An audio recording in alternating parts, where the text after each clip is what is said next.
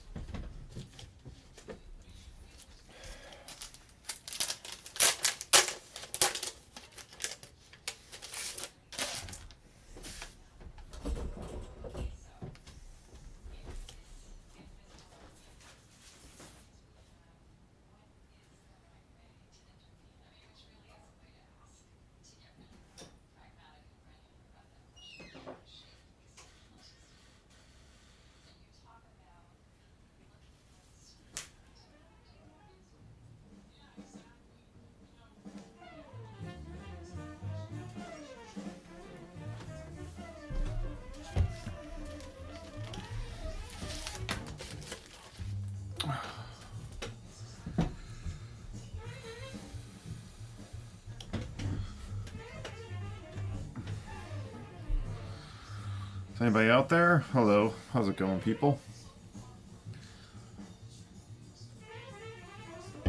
This is a little spontaneous, a little spur of the moment.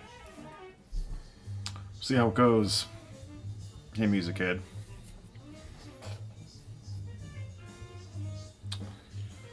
I have a pile of new records I was going to show from like previous to WFMU that I have here that I might go through. And it's here. I'm playing some of it right now, and I figured some of you fine folks might join. Maybe we can talk a little bit, and we'll see how it goes. I don't know how well you can hear this, but this came in the mail.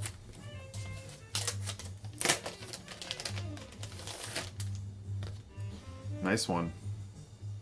Hey, Michael. This was the last of the sort of Bobby Bradford, John Carter sort of selections. Oh, this one's under the New Art Jazz Ensemble. Saw this one in WFMU for a exorbitant price, we will say. This was way cheaper, so I'm happy, very happy with this. The seller, super reasonable. And this is right in that same pocket of bit of free playing and, you know, a little more sort of palatable, but some just great quartet here with Bruce Freeman and Tom Williamson. So I'm playing a little bit of this. I don't know how well it can be heard, but let's see where this goes. Pre-Halloween here, of course, as you all know. There's a lot of Halloween activity going on here today in my household. Didn't play any Halloween records, but did play a lot of records today. Yeah, we'll start talking about some things. I got this a while back. Now, I got a vinyl flat. Okay. Who out there has got a vinyl flat? Because I got one. I got it over the summer. I haven't had a chance to use it, but I have two records that I wanted to give it a whirl on. And I have maybe 4 or 5 in the collection I want to start with. I didn't have the best results with this. High Llamas. Buzzle Beat. I got this and another record shipped from Hey Sherv. Alex with you? But I got this and another record shipped from Europe. And the seller swore it was shipped fine and was not warped, but by the time I got it, it was warped as hell. And I decided, you know, maybe this is high time for me to try this vinyl flat. Now, I'd worked on this one for 4+ hours. French Vinylytic, hello. Yeah. This is the first one I've tried. Now, this one I think I did 4 different sessions, an hour and 15 minutes, an hour and a half. I think I went all the way up to 2 hours. No, so this is more than 4 hours I've been working on this. And it definitely flattened out. However, I have video to compare it, but it now has these gnarly little edge warps where this was definitely dish warped to start. And yeah, we'll see. We'll see. I mean, so now it definitely flattened out, but the little edge warps are still there. So there's these tiny little jumps at the beginning of each side. So I might work on it some more and see if it comes through. But this one may not work. So I just tried another one tonight. I haven't checked it yet, but this is a fabulous record on the Duophonic label. This is a good group. I don't know how many you know High Llamas, Sean O'Hagan. Very much in that, yeah, it's on Stereolab's label, so it comes from that sort of style, but this one's a little more less groovy or less sort of psychedelic, a little more sort of whimsical. That's what I would say. Hey Fred, so I'm gonna throw this link out there. Anyone who wants to join, it'd be good to chat. This is sort of free form, we'll say. Just felt, your discussion with Brandon and Alex last week. I'm like, let's try it. Let's see where this goes. Let's try it with little to no prep. John. Good day, everyone. Yeah, that'd be awesome. John wants to. All right, let's get it going. I watched a 10. I mean, nice. I watched. I think a few of you were on this at some point. I watched a whole bunch of George Borden's 10-hour stream. I actually found it really good. Lots of Nirvana and Stones talk, but I don't know. I found it to be a good discussion. So, not that I'm trying to do 10 hours. I'll fall asleep in 2, but I got the gift of gab a little bit. What else? What else is happening? Hey, well, clearly my makeup is well applied, as you can see. I got my lighting going. I showed this as a record I was going to sell, and this was not something I intended to sell, only because, well, I did intend to sell it because I put it up for sale. But as I discussed, I have the Popol Vuh box set, and oh, here's Fred. And I did not sell it because I ended up procuring a different original. And oh, Pat is also trying to join. Hey, Fred. How's it going? Good. Can you hear me okay? Yeah, perfect. Okay, I got music going on. I don't know how much you can hear that, but No, that's fine. That's okay. I had music on in the background, and I turned it off as well because I thought that's not going to work very well. Yeah, I'll leave it for a minute, but yeah, great to talk. Nice to meet you. We've never really talked in face to face. That's cool. I know, and I do. It's been discussed that we have a similar sort of, way around records and similar tastes and things, and I definitely agree. So, happy to discuss. What's happening with you today? What are you up to? Well,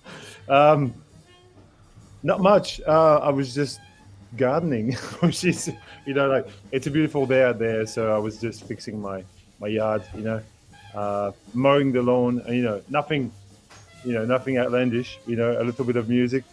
I have no turntable at the moment, so I play a lot of CDs. Right. I was just listening to Mogwai, Young Team, nothing. Oh boy. Nothing out of the. But no, I'm not. No, cool to join. I was I was just on YouTube and your stream popped up. And I thought, just say hi, Yeah, it was a pretty quiet day for me. I actually got a fair amount of record time in today. It was sort of a chill day at the house here. Still going through, of course, a lot of the things that we bought in New York. Young Team was a record I had an option to buy an original pressing. That record has a long history for me, but I have a box set edition of that, which is quite extensive and awesome. So I'm gonna stick with that for now. But that's a very near and dear record to my heart. So it's to me too. I mean, as you know, I love post rock and uh, yeah, it's just a fascinating genre for me. There's so much, and there's so much diversity within post rock that you can, like Hmm. if you listen to a Tortoise record and a Mogwai record, they're vastly different styles of music almost, So, Yeah, but I mean, with them, it's always those dynamics, and I still yeah, find that record to be startling in so many ways. Like, no matter how many times I've heard it, what is it? The second track, Mogwai vs. Satan, Mogwai Fear Satan, or maybe it's I'm forgetting the track, but there's the one. I think it's the second or yeah, third track where you literally get blown out of your seat every time. I think yeah, with the way it cuts out, or yeah. cuts in, I should say. It's a magical record. Yeah, it's really is. Um, yeah, but yeah, no, it's cool. That's what I was doing. Before that, what did I? On Sunday morning, I usually play classical music. It's nothing. It's the Hmm. post rock of the old days. Yes, Classical right. music. Oh, hello, It's- Michael. I see the yeah. comment at the bottom. Uh, Yeah.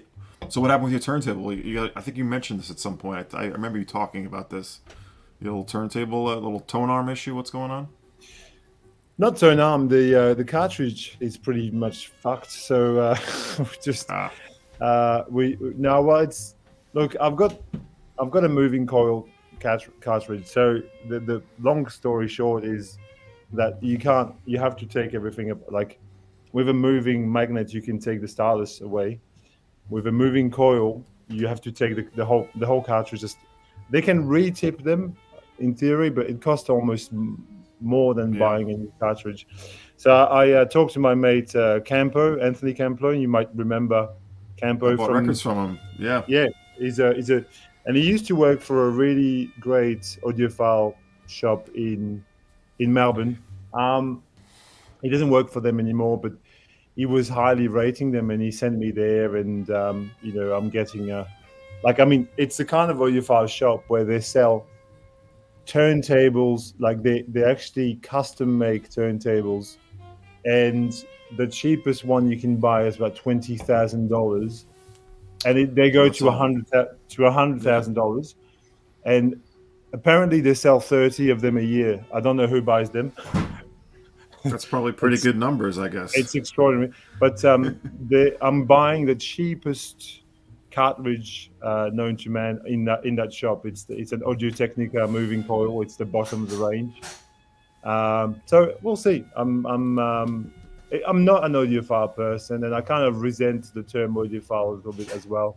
I keep saying, you know, like all these, like there's just too much made out of audiophile, in my opinion, especially in the VC. It's like I'm Yes. all about I'm all It's about music. I mean, I'm all about music. That's what I'm worried about.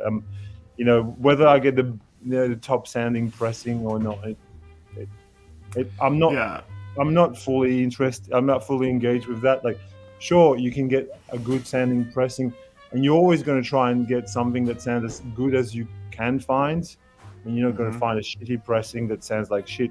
But at the same time, that is not a primary concern of mine, and I don't think it's a primary concern of yours either. Well, no, I mean, but of course I do when I hear a record or play a record that literally jumps out to me as being like audiophile or special in that way.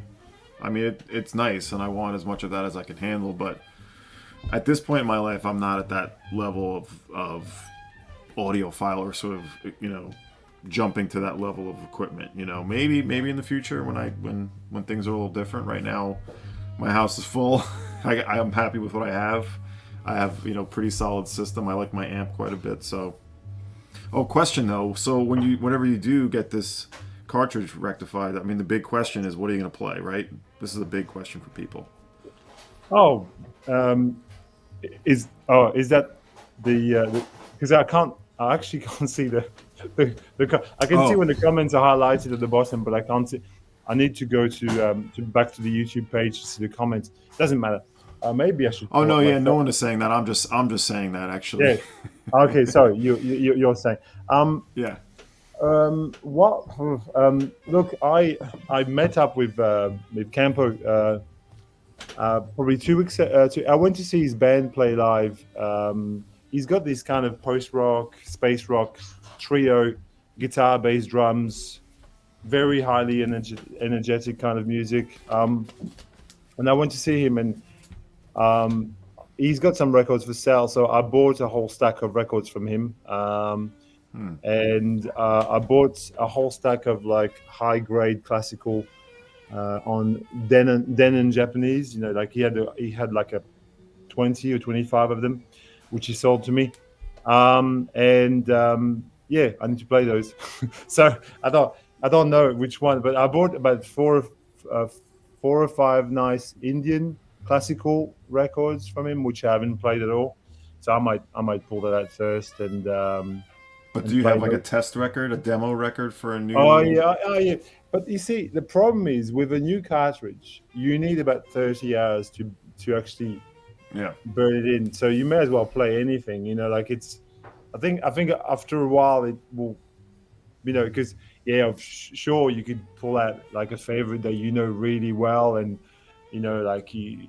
But I think it takes a while to actually to burn the cartridge in. You know, it's Yeah. like with an amp or anything. So I think yeah, if I was to select an all-time favorite or something that I know really well to put on, I don't know, I might, you know, I might put Future Days on by Can, for example. For me, that's probably one that I know so well that I can, you know, instantly or something like that. Or Hmm. so many records. Gosh, I Yeah. don't know, man. I don't know. What would you put? What would you put on your cartridge if you had? Well, I traditionally go specifically with the Ballad of El Goodo, Big Star. Oh Uh, well, my namesake. Yeah. there you go.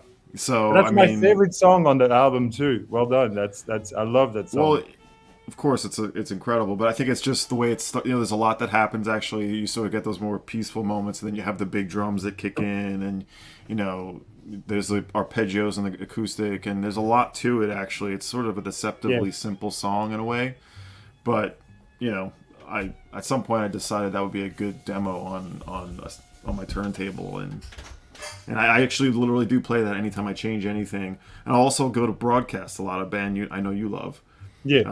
specifically the first track on Ha Ha Sound, which all of a sudden is escaping me. I have it right here somewhere, but Fan the F, maybe Fan the F. yeah, I think that's it. It's the Yeah, first track, whatever the yeah. first track is. Tears in the Typing Pool is one of my all-time favorite songs. Like I just can't understand how they came up with it's so perfect. You know that like on Sound no on yeah it's on Yeah, I can Sound get yeah it here yeah yeah. since it's right here. Yeah, yeah, pull that. I don't have my It's just records behind me because you know, I tried to stream the other day with Alex did and you get these Brandon by the and way?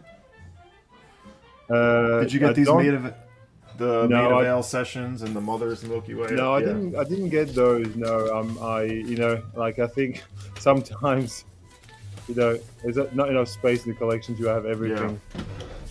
I Here we know I go. wasn't thinking of San. I was thinking of sorry, I was thinking of the Oh, black and Color white. Me In. Okay. Yeah, yeah. I was thinking of the black and white with a face on. Oh, Tender Buttons. Tender Button. That's what I was thinking of. Sorry, completely Yeah, different record. Yeah, that's a Fender F is the first song there. which Indeed. is which is a certainly more of a stripped down record, you might say. Um, kind of comparatively where they came from, it feels a little more Spartan. I think that's the one Mm. time I saw them was when they toured for that record, Well, you're lucky and to have seen them because she died so young, that poor yeah, girl. And then yeah, but when I listen to broadcast though, sometimes I got the impression I'm listening to Stereolab because they're so similar in this sort of sonic kind of. They were you know they're so you know of a kind of a sound you know, and I've seen Stereolab, so I'm kind of not I mad have about that. not. Yeah, Yeah, they come from the same sort of thinking. I do think of yeah, them differently, yeah, but it's hard not to sort of make some comparisons. And yeah, yeah, I still sure. think broadcast is somewhat underappreciated. Although I will say, when I first heard the United States of America, the '60s San Francisco Yeah, band, I was like, wow, okay. There seems to be a bit of a template that broadcast may have but that adapted here, record but that record, that the first United States of America, Yeah. which in my opinion everybody should own like if you claim to like music, I mean it's a big thing to say this, but it's one of these top 10 psych records ever, I reckon. It's so, there's something about it which is so perfectly realized, like the vision and the sonic palette that they use is amazing. Like you've got like Garden of Earthly Delights, for example, which Yeah. you just go, how did they come up with that song? It's so, a record like this has inspired so much of that music. Like it's unspeakable. Like the other day, I was listening to, what's her name? Carla. Do you know Carla Del Forno? She's Yes, an I do. Australian. Yeah, I was I listening have one to record. yeah, I was listening to one of her records, and I thought that sounds awfully like the United States of America. And actually, it was the Garden of Earthly Delights covered in Oh, she really different covers it. ways. Yeah. Yeah, yeah, so good, so good. Yeah, in the envelope. Yeah, I've got the envelope, the original one in the envelope. It's a Don't cool have. to artifact. Although I keep it out of the envelope because it's pretty. Yeah, yeah, Look yeah, at this. I'm happy to be in perfect reach of everything we're talking about. yeah. No, No, no, no I've got it, envelope but for me. it's as I said, it's on my shelf. I can't. Well, I could go and get it, but you know, you've seen it before. You've got it in your hands. Um, Yeah, this is one of the few. I don't have a lot. Like I know there's people out there that like to collect multiple pressings. This is one I do have multiple pressings of because they did a mono reissue, and the mono was quite rare, and it's a completely different mix. And so this was like a cheap. This was like a Sundays. They made too yeah, many, and I got this for like $10. So I'm like, I'll get that. You know, yeah. I think I I do used to love have that. that. I think I used to have the Sundays. Um, and then when I found the OG in the record fair, either gave it or sold it or I don't know, whatnot. Yeah, Yeah, yeah. but there's Not some of these records. They're just like they never get old. You can listen to them. There's so much invention on that. It's almost like a crack rock record, but but made in America. So in a sort of this. Sure, there's a ton yeah. happening on that record. I mean, that you obviously Joe Bird coming from a bit of Mm, a classical sort of perspective on that too. I mean, I think what I remember reading because I read a whole bit about this band, like they were all like really dialed in, talented like session musicians. Like these were not. This was not like a garage band in any way. They were definitely coming from a more you know schooled approach to it, and they were not like psychedelic hippies or anything like that either. From what I understand, maybe mm, just one person might have been. I forget, but yes, Carla Blade passed recently. yeah. But no, I mean, a stunning record. Yeah, I'd have to spin it again. It's been a minute, so Yeah, I mean, yeah, it's a good record to vibe on. You know, it's like it never gets old. You know, some of these, you know, it's one of these kinds of what I call music for life. You know, like you hmm can listen to it forever and ever, and you still hear new things. You go, oh, that's cool. I hadn't heard this before. You know, like these are the records you'll play forever. You know. So, but yeah, yeah, what are you Rossler's. listening to, by the way? Is it, you're still listening to the High Lama? Was it the High Lamas you were playing? I didn't actually play it. I'm Oh, listening to. I probably won't keep trying to play records if we're gonna, do a stream. I'm oh listening yeah. to Oh, okay. Yeah. this. Of I course, you're just playing free jazz. What am I talking about? Well, this is the thing. It's free-ish. It's not too out there. That's why I like it. It sort of walks that line of free arrangements or some free playing, but within sort Yeah. of a traditional texture, traditional sort of Yeah. structures. So this one just came today, so it's getting a little spin today. Yeah, the High You Llamas. came today. You needed more records after the Don't yeah. WFMU fair. Oh my god! Like that was a whole Don't and a half. That was a whole and a half. Well, Fucking hell. we were talking amongst in the little Instagram chat we have going about like, oh, surely that must have tided your sort of need to buy anything, and no, it actually just stoked the flames maybe a little more. I don't know. It's a sickness. It's a it's a it's Yeah. a sickness. Like, you need therapy for this kind of shit. It's like you talk about like class A drugs, but then there's records. Yeah. I it is a bit of a sickness, and I think I let it, I hit it pretty hard, and I let the sickness run rampant in New York, I guess, a little bit. So Yeah, I mean, when you've got all these great records in front of you, which, um, which I feel, I mean, by all accounts, was a great fair, and there's lots to see, and I mhm. mean, and plus you had all these other people around you who, that would have been cool. I mean, meeting other VC people in the flesh is the best. It's the best out of the experience that we have here, because because we do all these videos in isolation, and you know you do your thing, you post your video, you comment, so on.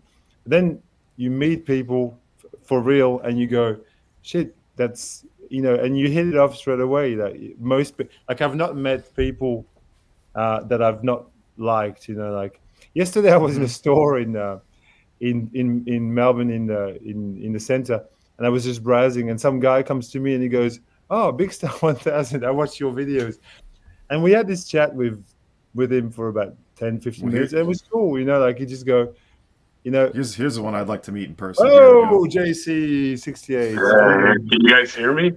yeah, yeah." Yeah, I can hear you pretty good. Okay, yeah, I've never done this, so forgive me. I don't. Well, it's my second time ever for me, so I mean, like, we're all noobs. Yeah, so Chris, this is Chris Cole, everyone. If you don't know Chris, just a gem of a human, and so knowledgeable, and has turned on so many people to interesting and brilliant records. For myself, for sure. I know you guys go way back a bit too. So Yeah, we go back to um, 2011. Me and Fred, mhm. the old VC Yeah, days. the old VC. We've been doing it for so long. It's just, I don't even know what I do. I still, like, sometimes I go, why am I still making videos? I've been doing this for 12 years or whatever. But and there's always new people coming in. You don't know really who's on. You just know the old people.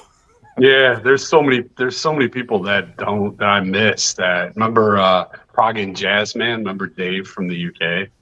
He had an amazing Never collection. saw him. Okay. Yeah, There's a yeah. few people that I was watching. Well, I was watching you guys early on at that time when I was just sort of dallying and watching videos here and there. But I didn't start doing anything. But yeah, Fred and Derek, of course, you guys were the ones I was watching early on. And I remember talking to my wife and be like, "Wow, check this out! There's people like just talking about records on YouTube. Like, these are people I should meet. I need to meet these people because all the friends I have, they're into music, but they're like, what do you like? They don't have this sort of level of insanity that we do. So It's kind of like a Tinder, but for record nerds. It's like you're going, oh, like, why, that's how it feels like sometimes. You just find a friend online. But I've talked to Chris before. We've chatted on the phone, or like on face to face. So it's cool. It was really cool. We talked for ages, and we send each other messages pretty much every day. Or sometimes not, but most days sends me pictures of records that I should buy. yes, I, in I get those in too. the and I send records that I'm playing. Like, what's this one I'm playing. Which is probably not up to his taste. Chris listened to a lot of the stuff that I listen to, but I think he can appreciate. I think. Yeah, well, Yeah, well, I'm it's glad that I'm glad you and Dom. I like seeing you and Dom together because I call Dom's like the American Fred, and to me, actually, it was Oh, Stunty wow. who, when I talked to Stunty once, he brought that up, and I was like, I kind of agree with that. Not exactly like you guys said, but you guys have you guys cover so much musical ground that it's incredible, really. What's always fascinating, like the people that I'm friends with and who like to watch, like there's always like that Venn diagram of like where your interests meet and then where they might sort of go apart, but it's all still sort of, interesting and appreciated to to take in and see where everyone's interests go in different directions. That's what's so fascinating. Like, even though, yeah, Fred and I have a lot of similarities musically, like there's definitely things that I couldn't touch that he's into, like all talking about classical so much, like that's not something that I can talk to as intelligently as he can. And of course there's other things that same for me. So it's just, yeah, it's just the fascinating aspect to this sort of silly hobby that we love so much. Yeah, I'm surprised people even watch my videos because my taste is so specific, as Fred knows. That, I mean, if you like what I like, you'll like my videos. But if you don't like what I like, you just won't like it. And a lot of people give me shit for showing fusion records and. Well, that's your big wheelhouse, Chris. I mean, that's like your, and that's Exactly. And I get that. And you can't fake it either, because that's like you're not gonna reinvent yourself as like anything else, because that's what you like. Like that's music true. that you like. There's no, and there's. I think it's like I think your taste is very, although very specific to an era of music. You also like a lot of different things, and within that, you listen to fusion, yeah, and people can give you shit for all these fusion records, but then you listen to a lot of ethnographic music, like a lot of classical Indian classical things that are kind of really interesting, and that the vast majority of the population knows nothing about, and that's cool because it's kind of like you have a specialist knowledge about this stuff, and sometimes I think to myself, I should specialize in something. I like every problem, like I can vibe with you, I think, this is cool. And as much as I can vibe with other people, I'd like to have. And when Dom said, like I talk like intelligently about classical music, I just know nothing about classic. I'm so stupid. I'm such a Philistine. I'm sorry, Dom, but it's the truth. I just like listening to classical music, and I wish I could talk about it more eloquently, but there's so much knowledge I don't have about it. So, but I love it in saying this. So, well, Mazzy here, I agree with this statement also, that he dubbed me the primitive guitar guy in New York, and I don't really necessarily agree, but maybe that's what I am, and if that's true, that's fine, because I love and collect as much of that stuff as I can. So maybe that is true. I don't know. It's a pretty narrow field, and a lot of it is sort of mining similar territory. But yeah, if you threw out on some obscure solo guitarist on some private press label, I'd probably be all over it, as Chris knows. Yeah, but that's like you said about me. That's you love that stuff and you dive deep in what you love. Yeah. I got a record today in the mail that Fred just showed on Brandon's stream. I got an original copy of it because I made a guy an offer and he took it. So which one was it? Let me go get it. Or just last week, yeah. I can't remember what I showed. I showed a few. Yeah. I can't remember now. Oh yeah, the Italian ambient record. Yeah, I did show it. Yeah. It's been on my want list forever, and then he brought it back into my consciousness, and the guy took my offer on an original. It's mint, so I was really happy with it. John Hassel-esque, Gigi Massey, like a fourth world type of Who's the artist on it again? What's that? Who was the artist again on that, Chris? Bebo Belden, Vapor Frames, 8691 featuring Steve James. Yeah. Okay. Yeah, you would like it, Dom. I think it's your kind of thing. I saw your stream, but I must have missed that part. I don't know. Anyway. Okay. Yeah, it has the look of something that I would like. That's for sure.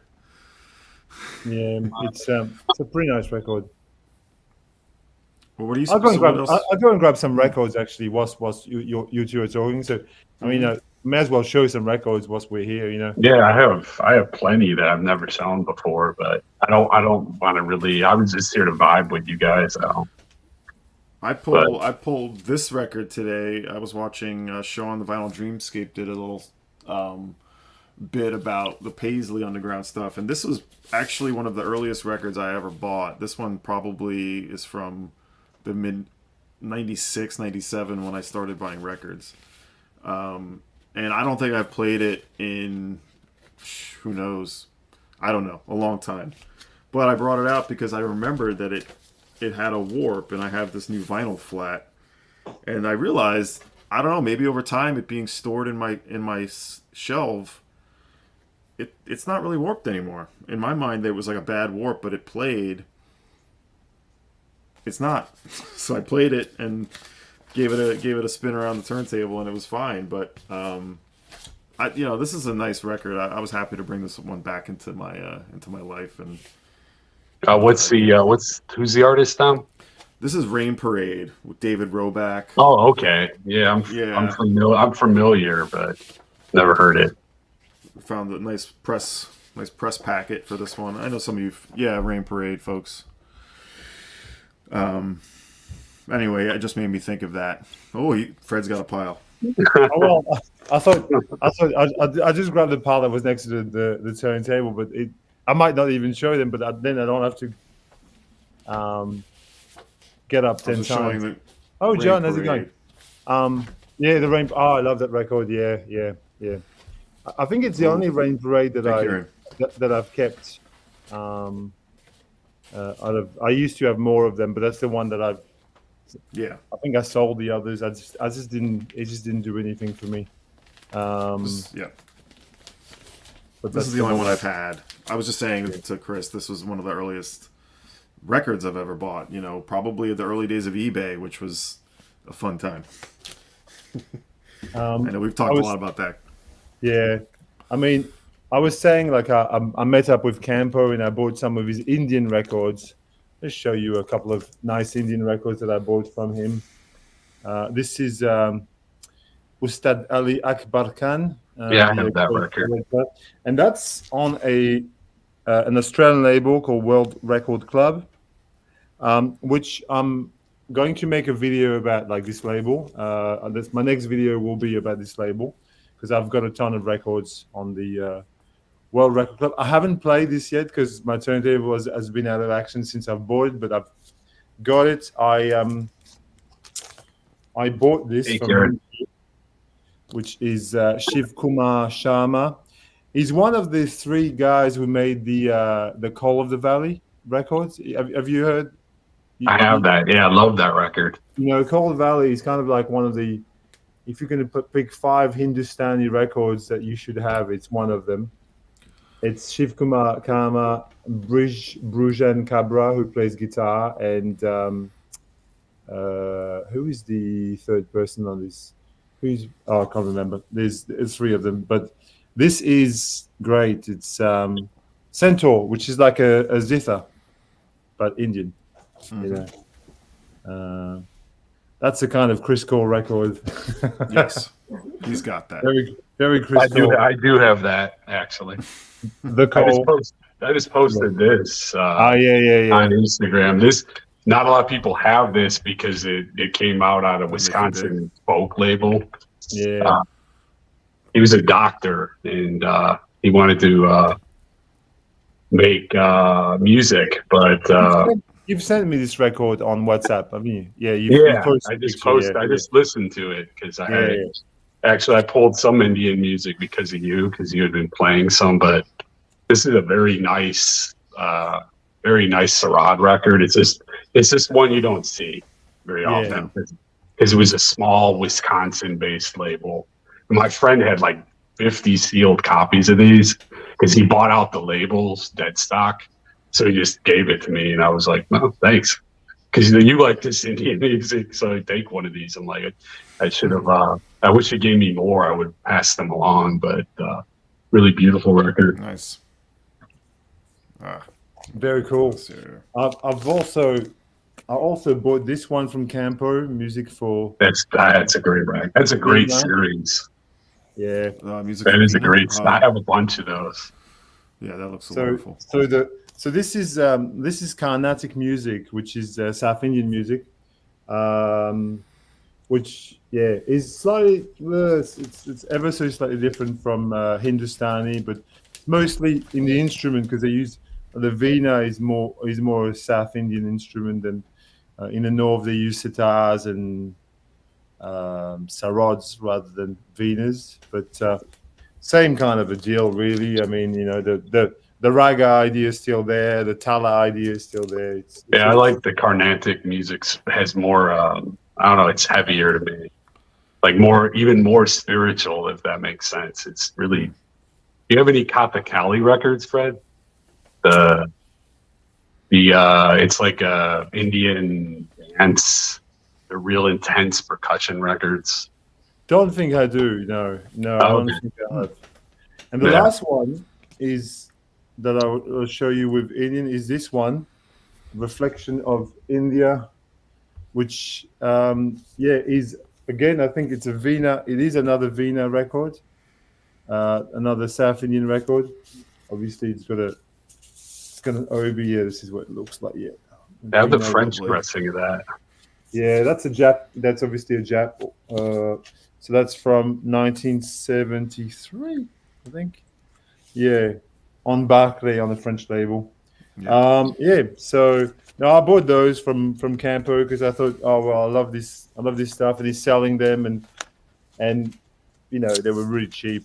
And I've got a couple more there, but I'm going to bore you with Indian music for 5 hours. There you go. Well, I was telling it in the thread today, I had a score at a thrift store today, which was pretty rare. I bought like 30 records for $25 with a couple pretty good heavy hitters, which I can't even believe even happened. I was donating. I'll show what I found. I was donating stuff like, every week. It seems like, well, I'll bring stuff down to this thrift store that we don't need. And I was with my son, and we were supposed to go run some errands and everything. I'm like, oh, let me go in and check the records real quick. I usually check it once a month. Oh, Dave's here. What's up, sir? Oh, hey. Evening, gentlemen. There he is.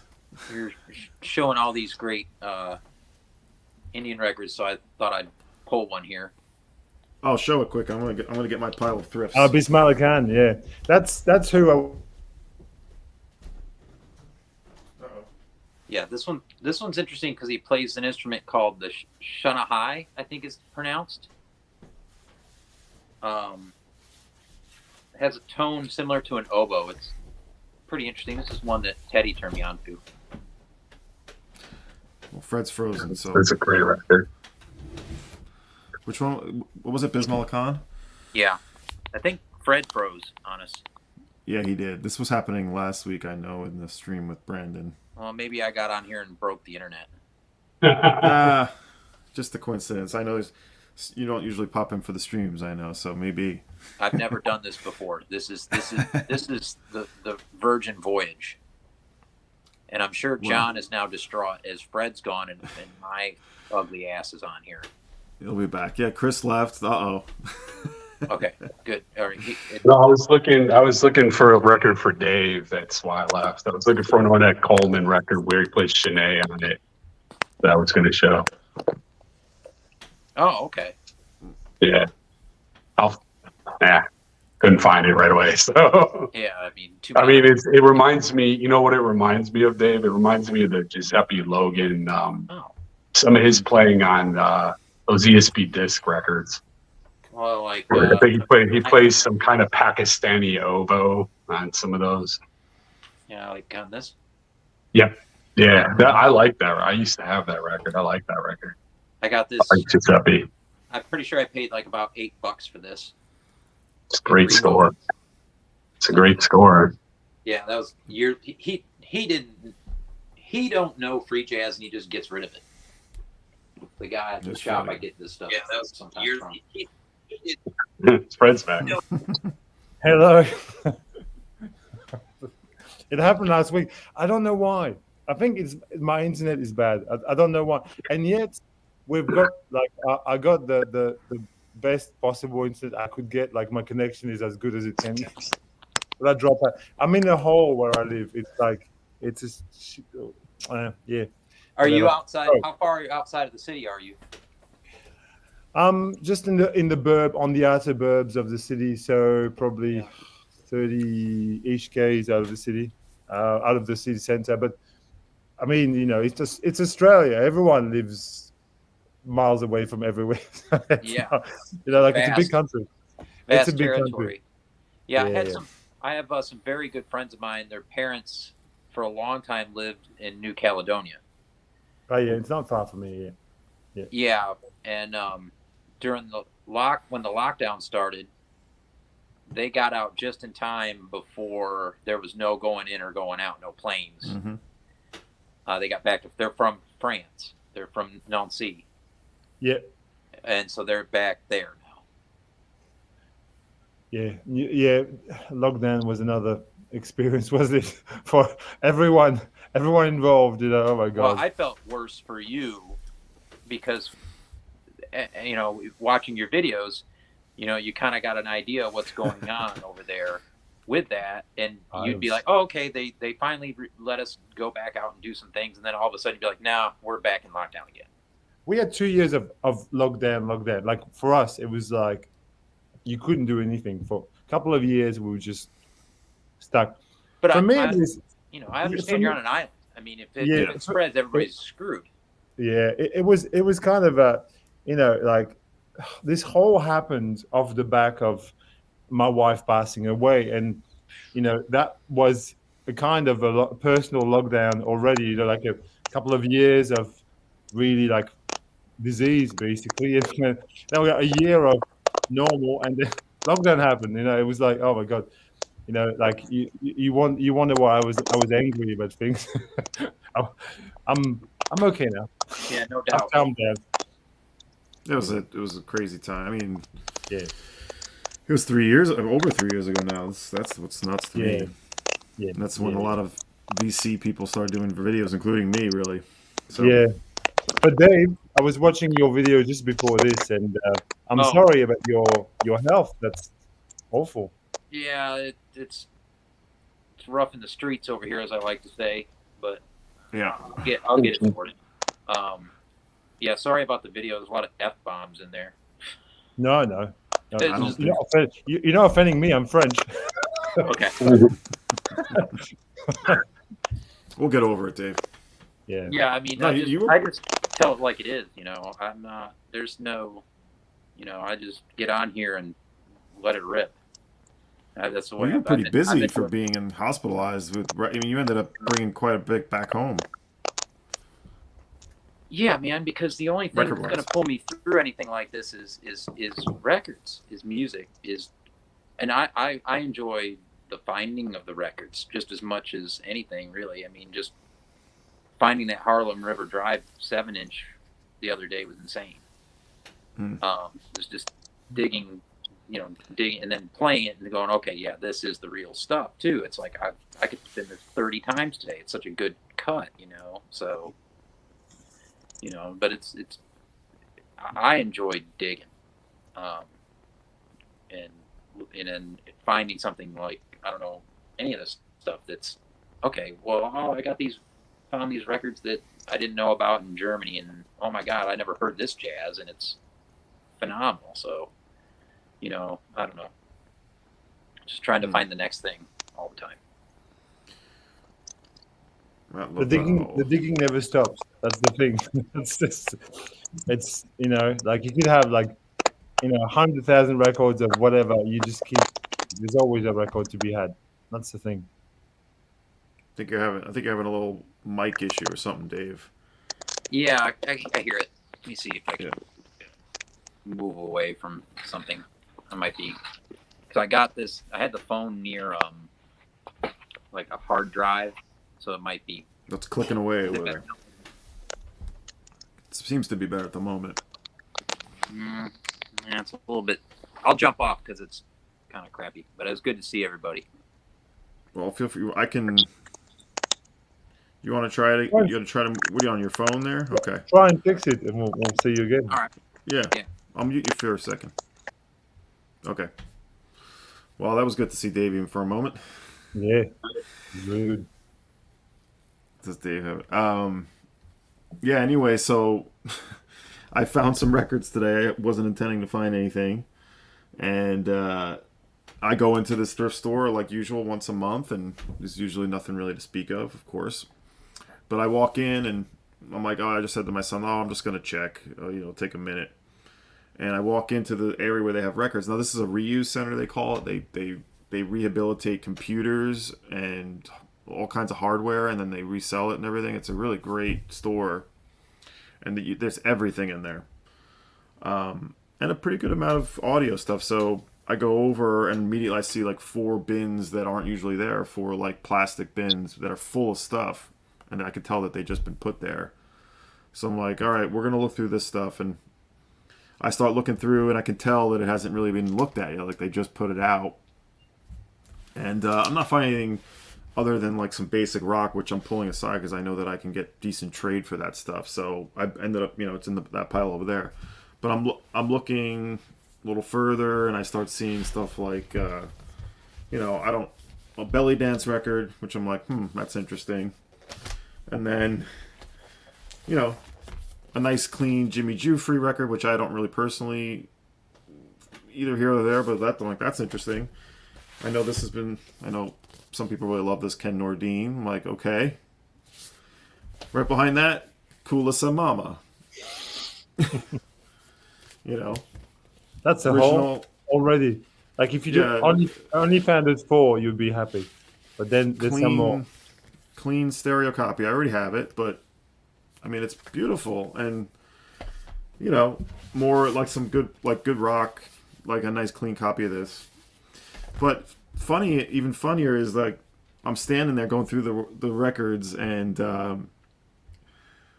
two guys that work there come by, and they have a little pile, and they're like, oh man, like there's so much good stuff in here, and I'm just listening, and they're like, yeah, and he's like showing off some Rolling Stones records that he found, like, oh, these are really valuable, and I'm like, okay, yeah, I'm still looking, and they take their Stones records and they go into the back room to do whatever, and they leave a pile, and they go like, oh yeah, this pile is just Tijuana Brass records.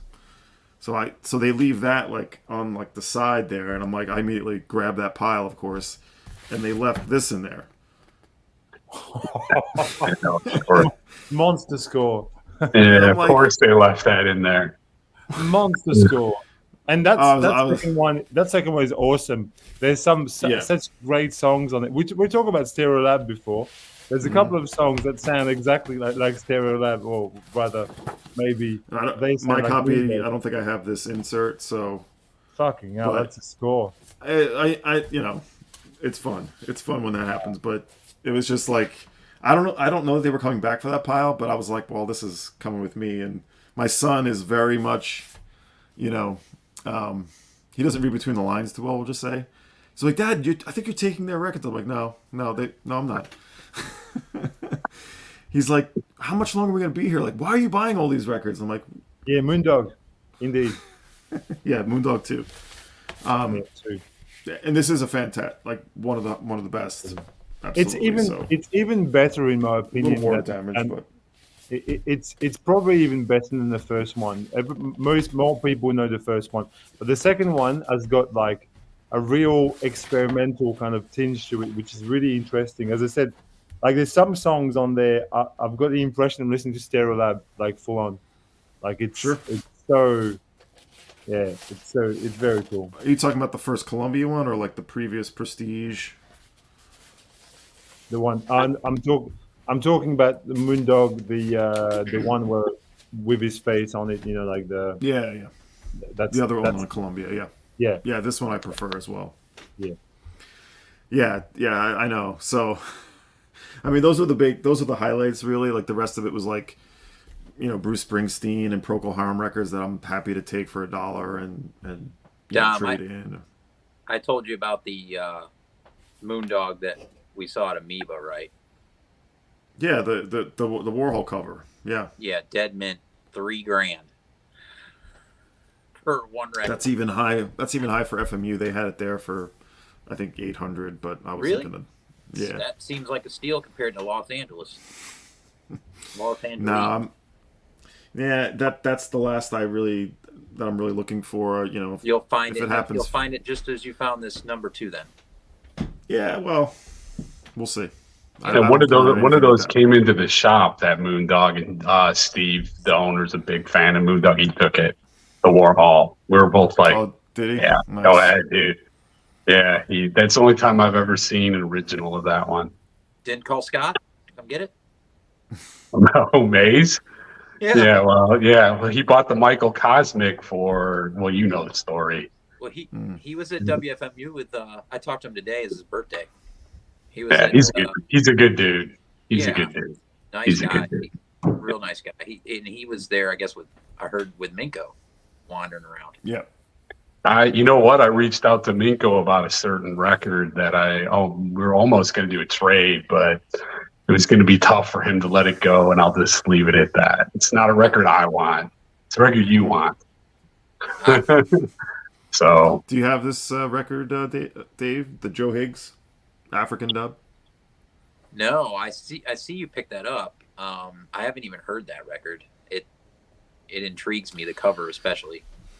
That was from a dealer I wish I saw earlier because he had lots of crazy dub records. I mean, some quite pricey, but others much more reasonable. And that was after I'd already sort of done plenty of damage, so I found it I couldn't. bizarre that I ran into that McCook record the Yeah. day or so after watching your video in a used Yeah, bin that's funny. at a little tiny guitar store over here in the middle of nowhere next to Mexican restaurants on Central here in town. You know, it's crazier things have happened, I guess, but I love that. I'm actually going to sell that one I said in the video because it's a duplicate. It's the same record as Tommy McCook Cookin' that I have the UK copy. Different cover, different title. I just assumed Yeah, I it was saw different. that the Didn't check. early copies have an entirely different Yeah. deal. Oh, that's really great cover, Fred. That's the same series as Dom's Right. got. This is chapter 3, and I'll I go think find it. arguably probably the best one is in the series. I think there's 3 of them. Dom's got he bought I think number 2, but it's a reissue. It's an original, but oh yeah, it's looks not good. Yeah, it's a great record. Yeah, Oh yeah, that's a great This guy back here. cover. Wow. yeah. So it's the same series basically. Okay. Yeah. Yeah. And there's, as there is with Jamaican record, the various represses and different labels, and Yeah. somebody wrote Ja Lloyd on this. I'm guessing Yeah. Ja Lloyd may have had some association. Yeah. I've got all There my you go. reggae here at my fingertips if you want to see any. Chris, what else you been playing today? I'm sure you work today. Today's your shop day, right? yeah, but I played some. I played a bunch of stuff, or a few things. How's the deal with doing the sales from home coming? It's all right. Yeah. Yeah, I haven't started it full time yet, just part time. Yeah, Okay. but it's much better than going to work, as you know. For me, Yeah. well, you know where I work, because you worked there before, and it's not a fun place to be right now. 10 years put into that place. Yeah, I have 30 put into that place, so Really? that's not. Yeah, 30. So Oh boy. it's time for me to retire. I'm retiring, actually. I'll be retiring from it, so to do this. Is it still headquartered out of Minnesota? Yeah, Yeah. yeah, yeah. And it's Yeah, and I changed. still. They got rid of all the media, right? I mean, it's just all. Yeah, it's almost all gone. Yeah, I don't. I do all the I do the inventory stuff. So Yeah. I stay away from people. I don't want no part of that. So I was loss prevention for almost 10 years. yeah, that's gone now. Yeah, I was in court every fall, all fall, prosecuting shoplifters. It was, Let's get back to music, because this is depressing me now. that's bad. That's bad vibes. That's bad vibes. I was It's catching bad. people trying to It's steal bad them. vibes. I played this today, Dave, and you guys probably know this record. Oh, yeah. What do you got That's a there? great Xenakis. It's Xenakis. Lovely. I was trying to find my Red Hash. I did not find Red Hash an original. I did find Red Hash original. I didn't buy it. I have the reissue. How much was it? The original Red Hash Dom? 300. That's yeah. it? Well, yeah. Well, that's, I know. It was early, and it had a slightly toasted top cover, like a little burn mark. Yeah. I was like, I'm going to wait. And I had these records I wanted to trade, and the main proprietor of that booth wasn't there. And the other guy was like, he might be interested. Check back in an hour or something. And it was gone when I went back, so it's okay. I Yeah. have the reissue here somewhere. Yeah. I mean, look, it's a private press. You're not going to Yeah. find that many of them. But, Dylan has that record, of course. Yeah, my buddy George, who runs Angry Mom, has it. Well, he runs a Everyone record tells me store, about so you can find them. Yeah, it's okay. I believe it'll come when it comes. I'll just probably end up paying more for it. That's all. These are the kinds of records you would never see here in Australia. There's absolutely no chance we would see these records. Like, you would, like, yeah, I could never even entertain the thought of getting Red Hash here. Yeah, that would be an amazing score. Chris, Yeah. you remember, you're Yes, the one sir. that sent this to me, right? Yep, I got you a copy and myself a copy at the same time. No kidding. So same collection, huh? In Rigger Wonderland. Yeah, for free. That's how I roll. Yeah, that's one of the benefits of working there. Like if it's something like this kind of stuff, because it'll sit forever. Steve's really cool. He's like, if you want it, just take it. So I pay. That's how I get a lot of stuff for you guys. That's a great one. This happened That to be one- my that pile one's of stuff to. I got this around January. Yeah, I that's just- a great one, Dom. What is yeah, it? This is a cheap one too. This is on Nonesuch. This is Xenakis as well. Yeah. Yeah, this just happened to be in the pile. I had a stuff I was gonna show at some point. So I have a Xenakis on my CD pile that I'm playing at the moment, but it's not. I'm not going to show you CDs. You're not going to be that excited about these. Oh, Yeah, that's a big one. that's a nice series. That French series, yeah. This one, That one's this intense. one is one of the most intense. Yeah, I don't have recorded that by a one. Man. Yeah. Yeah, I don't have that one. that'll clear some rooms. Yeah, pulled some stuff, Dom, if you want me to show a few things. I've never shown any of this stuff. If I'll you're just up for do it, let's see. Do it real quick. You guys know this record by Marcus Stockhausen in Zorro Babel Beings? That's his son, isn't he? Is the son of Yeah. yeah. Yeah, it's a German, it's kind of like somewhat ambient jazz type stuff. Sort of one track sounds like an outtake from Aquastanza, if you know that record, which I'm sure you guys probably heard of that one. Margavinther, Swedish folk, fantastic stuff. Orient Express, more folk from Sweden. The main guy, I think, plays his main instrument is a. There it is. I don't know if you can see this. It's like a. I think it's called a. It's like a. I know the exact name. Cymbalum. Like some private fusion, which only I really like. Private fusion equals from '83. It's sort of melodic, a lot of Prophet Fives, and this is a great record and cheap. Tord Dietrichson, Global Village, who was in he was in the Digga Rhythm Band record. He's one of the percussionists. This has got Zakar, Paul Horn, David Friesen, Zakar Hussein. Like organic world fusion, really cheap record, really good. Spanish, beautiful record from Spain, Air, from the mid '80s, Spanish folk. Luke Heron, Gallery from Belgium, kind of a mix of Prague and Prague and like kind of piano music, experimental piano music. Dom, I think, would recognize this. Yes. Audio letter. Yep. With Don Cherry. on it. Yep. Yeah. One of They the still. I'm wondering if there's still copies sitting on that Bandcamp site. probably. Yeah, probably right. You'd like this record, Dom. Ink from Sweden, experimental, kind of Faustish sounding. That's sounding. Yeah. Sounds like music to my ears. Yep. Philip Catherine. Oh, love Phil Catherine. Yeah, end of August. Real lyrical record. Look at this lineup is Catherine, Charlie Mariano, Trilak Gertu, Nicholas Fisman on bass. A really lovely record. Yeah. There's a cheap free jazz record that nobody really talks about. Pete Robinson on Testament. Dialogues for piano and reeds. There's some really great tracks on it. It's like I think on the median on this guy is like $4 for this. Great album. Dave Friedman. You have this right? You know this record, Dave? Dave Friedman, Futures Past. No. Great modal record. Bruce Dittness on drums. I've seen Harvey that Schwartz one. on bass. Ramona Francis on vocals. Original Galactic Supermarket.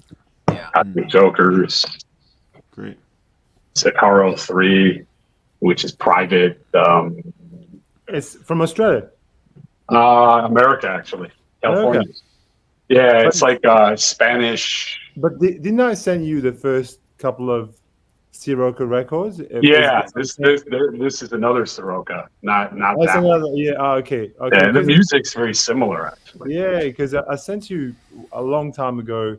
I remember like the number 1 and 2 from Sirocco, I think. Yeah, I like those. I just played those not long ago. Yeah. This record is a motherfucker, man. Gianni Badori, the man, heavy modal jazz funk, all roads from Italy from '77. Rhodes.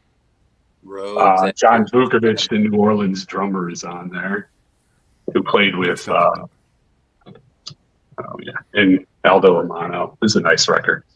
An Owl, Alma Latina, one of his more fusion-y efforts, but a lot of great French musicians on here as well. Benoit Weidman is on here. Yeah, this is some stuff that I just had.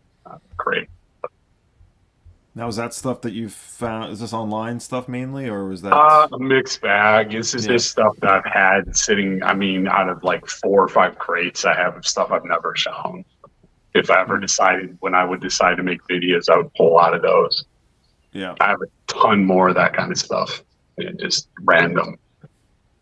You know, so this one though, for sure, if you guys ever come across this is killer. We're Killer. not. I can guarantee you, we're not going to. Yeah. I actually found a copy of this in Chicago. Interstellar Space had it, and I already spent enough money. I was going to buy it just to give it to somebody, but ran out of money. But it's something. Dave Wayne turned me onto this record, my old friend. Yes. Yeah, so CP. yeah. Here's a record you would enjoy, Chris. I'm sure. Messiaen. Messia. Oh, I love Messiaen. Yeah, Turangalila Symphony. Yeah, that's. Yeah, I'm sure that's amazing. I love, like, I mean, that's avant-garde classical music with Jeanne Loriot on Martineau, which is this kind of like primitive. Yeah, I have a couple records of just that instrument. Yeah, which I like. it's Yeah. it's just a lovely, and this one here, it's another bit of classical. People like classical music. Yeah. The Great Russian Tortured Man. And when you got David Oistrakh and Staroslav Richter, you can't go wrong, really. I mean, these are, we're talking about Wayne Shorter or McCoy Tyner. Well, these guys, they do it in the same way. Yeah, I just priced out a couple of those records and put them in the bin today, or Kovic records.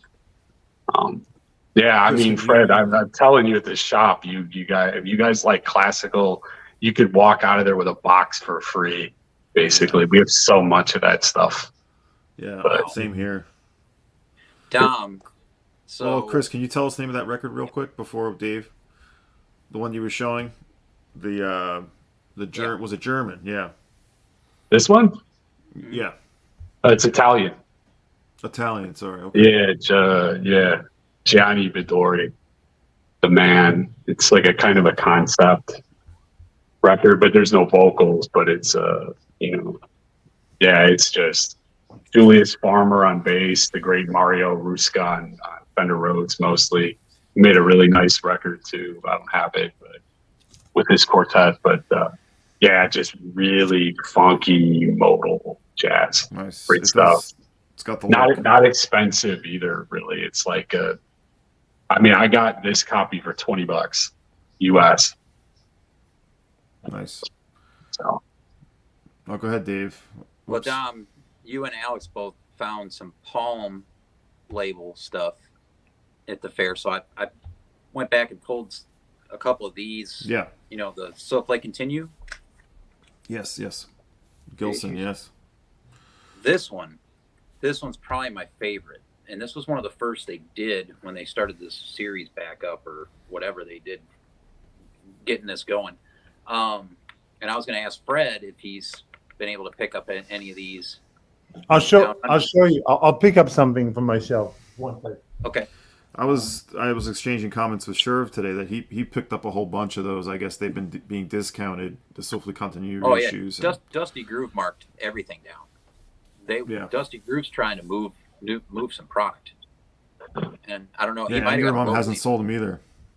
What's Angry that? Mom's been stuck with Angry Mom's been stuck with those too. I'm not sure. I guess it's Well, just too niche for people. I don't know. I'll have to get with you then because I kind of got 5 of them and then pumped the brakes. So I need to get some more because I got the Jacques Thelot. I think that's the last one I got. So years and years ago, when this came wow. available, I got this box set there. Sadly, they didn't reproduce the sleeves or anything. It's just like blank, but it's got the 5 yeah, the 5 records, right? that's all you need. Yeah. So but they didn't. Unfortunately, when you open the box, I haven't opened for a while. Thank you, Dave, because now I might comes with a tiny little booklet. I mean, you think to yourself, you've got this box there. Like a CD booklet.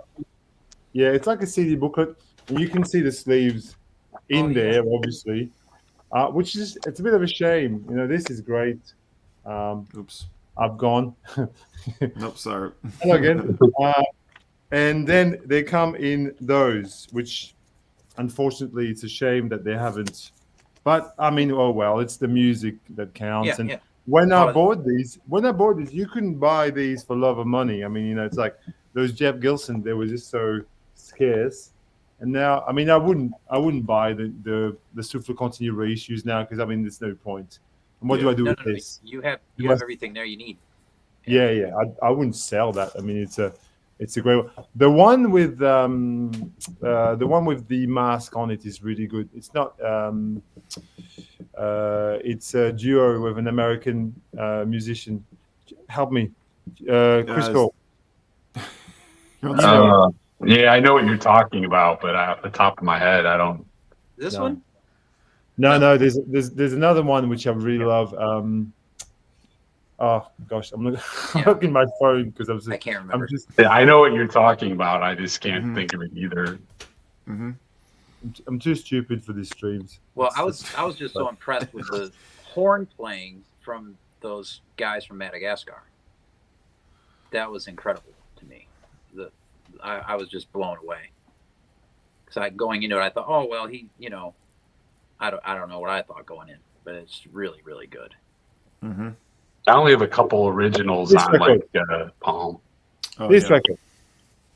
Oh yeah. That goes Never for seen Hal Singer, right? Yeah. Okay. I've got that too on my shelf, but it's a repress. I'm happy with it. I could never buy another. Well, I mean, I think we had an original at at this shop called Dutch Vinyl in Melbourne, and they wanted like close to $1,000. So I wasn't going to spend $1,000 on a record. That's not going to happen. So no I have chance. no original palms, but I have two original on the sub palm label. Uno dos tres, 1 2 3. That's it. That's all I only have got. one original palm. That's it. Just one. Yeah, that was tough. Yeah, well, by all accounts, it impressive many records, and the catalog is not very big, is it? Like it's not. No, There's only not really. No, yeah. It's all really I know. good. I know Dom's going for the pole label. That's his big thing right now. Yeah, Paul is great. I've brought a few that I haven't shown yet. A couple en route. Yeah, everything I've listened to on that label, with save a couple, has been great. I mean, there's a few that I don't need at all, but yeah, just as I just love the whole aesthetic, everything about it, the music. Obviously, it's checking all the boxes for me. The records aren't crazy expensive, although I haven't really found many in the U.S. other than that the Grancher record, I believe it was, which I have somewhere over there. Dom, So yeah, I am. Mm-hmm. did you see a lot of ESP disc at the fair? I know you found one or two. Yeah, a good amount. I feel like I saw more actuals there. I don't know, for whatever reason, but no, definitely a healthy amount. I didn't. The Mars Watts I was looking for, but I didn't see that. I think Alex thought he might have saw that, but Yeah, the stuff I'm looking for now is some of the weirder folky stuff. the Ames Sun is one I'm looking for. Or I'm sorry, that's actual. But yeah, like which ones are you looking for again? Some of the Gods records that I don't have. Yeah, those I have. The one that's like the News that has Velvet Underground on it. That one. Actually, Belson just got a copy of that in his shop at Wantlist Records. I might need to reach out to him. It's a cheap record, but I just never see the ESP disc. I rarely see in this town, so that's stuff I have to reach out for. Yeah, we just got to know Howard Quartet, but yeah, I think you have that one. Yeah, I have that. The Lowell Davidson Jazz Record Center has a copy. At least they did, and yeah, I might get up with them here at some point and try to get it if they still have it. Well, you know, if you think, I mean, if you're saying you will never see, you wouldn't see a ESP disc where you live in Charlotte, the chance of seeing them here in Melbourne it's Even less. It's even similar. Hey, Alex, that's cool. Hey. Yeah, I've actually Nice. found one or two here. You know, I've found a couple, but you know, I've got like 60 titles, and most of them came from elsewhere. Hey, people, I was thinking this is probably the first stream ever where there's no one over the age of 50 on screen. No, what did you say? Over the age of what? I'm over 50, buddy. Oh, I'm sorry, man. Yeah. Not too I many. Yeah. actually am as well. You're not there older than 50 30, going on 50. 35, my friend. But you know, every time you 40. see a stream, it's like, you know, it's just a bunch of people have time to do streams. Sorry, What's up, Alex? You just hang out with Sherv, right? offensive. Yeah, I saw him this afternoon. Had some lunch with him. Gave him his haul from the fair and a couple other things that I had for him, and yeah, just listened to a couple of records. Where'd you eat? Some Chinese restaurant around his house over there. Oh, okay. I found it interesting where he lives that there's like a Mormon church on every corner. There's what do you tell me? 38 of them or something in his town? Yeah, that area, and my parents actually live very close to there too, and that's another big. I think they're like I forget what denomination are, but they're the ones that can't dance, can't drink, can't celebrate birthdays. Seventh Weren't Day they the ones Adventist. they were all like the original people that settled there and had like Yeah. the orange groves and everything? I think so. Yeah, Wow. Pretty interesting. but it's weird because they have like a super high like life expectancy there. I think because I guess they have all these rules, but So, Alex, what have you since FMU? You've done a little bit of acquiring. Any highlights you want to share? yeah, let me grab some. Hold on. I know you're still showing your FMU stuff. I've gone through it Yeah. all. Well, I think he had a monster come in today that needs to be shown. Yeah, if he's up for My it. phone's leaning up against my copy. Yes, I know what you speak of. I was Yep, so playing do this I. today. I know you guys know this one. This is Yeah, super that's- good, It is. beautiful, and this is cheap too. And this is Yeah. everybody should be able to find this. I absolutely love this. Yeah. And the between records are cheap too. Usually They They're are, not- yeah. They're not usually that expensive. Yeah. But yeah, I posted this John Hassel today on Instagram. I'd been looking for this for a very long time. I ended up having to pay for it a little bit, but definitely a little bit less than they go for. It's like from like 2009. I guess it was just a record that I was sort of completely unaware of, despite a few years ago having all the John Hassel records. Through the 80s. And then, he kind of had this late career, comeback record of sorts. It's a 3-sided record on ECM, which is kind of strange also. Beautiful I think songs also- on there. Yeah, I think also why it's kind of expensive for an ECM record and kind of collectible.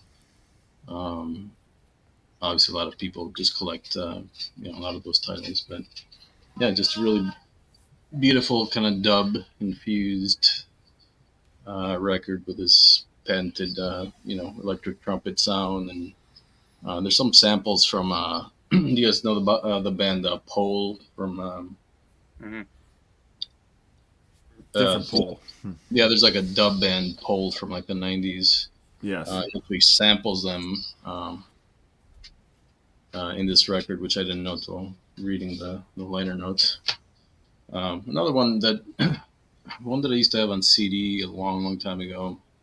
It never occurred to me to look for it on vinyl, but I kind of stumbled upon it again, and Dang, of I course, think I sold all my spooky CDs. yeah. I mean, obviously at the time, when I had the CD, I didn't know William Parker, I didn't know Joe McPhee. I sort of knew a little bit about Matthew Shipp, and then. Looking at it now, and there's like tracks, sort of. I don't know what her involvement was or whatever, but Pauline Oliveros features on here, and there's like a poem by John Cage on the back, so it's a really interesting melange of influences, and I haven't spun it yet. I haven't really heard this in many years, but happy to Nice. Cool. have that. And then, the big one that I ordered from the UK that, was really the one record I was looking for at the fair. Mhm. I really didn't see any of his records, really. I don't know about you guys, but. Well, you saw the Yale University. Yeah, well, yeah. Yes. And I got So- the SP one myself. yeah, really just a beautiful copy Yeah, of stunning. this one, kind of I think it's the last one I need, other than the Yale one, which I think is going to be reissued, right? Yeah, and- $40. Not Mhm. not 1,250. $40. yeah. Did they come out yet? Or no? Yeah, you can pre-order. Yeah, it hasn't shipped yet. I ordered those too. So yeah, the trio here with Hugh Glover and Arthur Doyle, and I think there was there's some event here with for Milford Graves and the museum exhibit that they did for him, and I guess Hugh Glover was there to talk about him. So And was it Greg's collection was on display in there of the art covers? yeah, right, yeah. What do he have? Like 7 of them in there? Or was I don't know. Or I didn't. more near 10.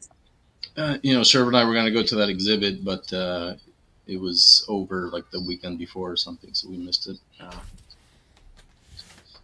Well, you were talking How about was that Anthony Braxton show? It was great. Yeah, I mean he's pretty frail, and How I don't know, old he is must he? have. I think he's like 80, 81, something like that. Wow.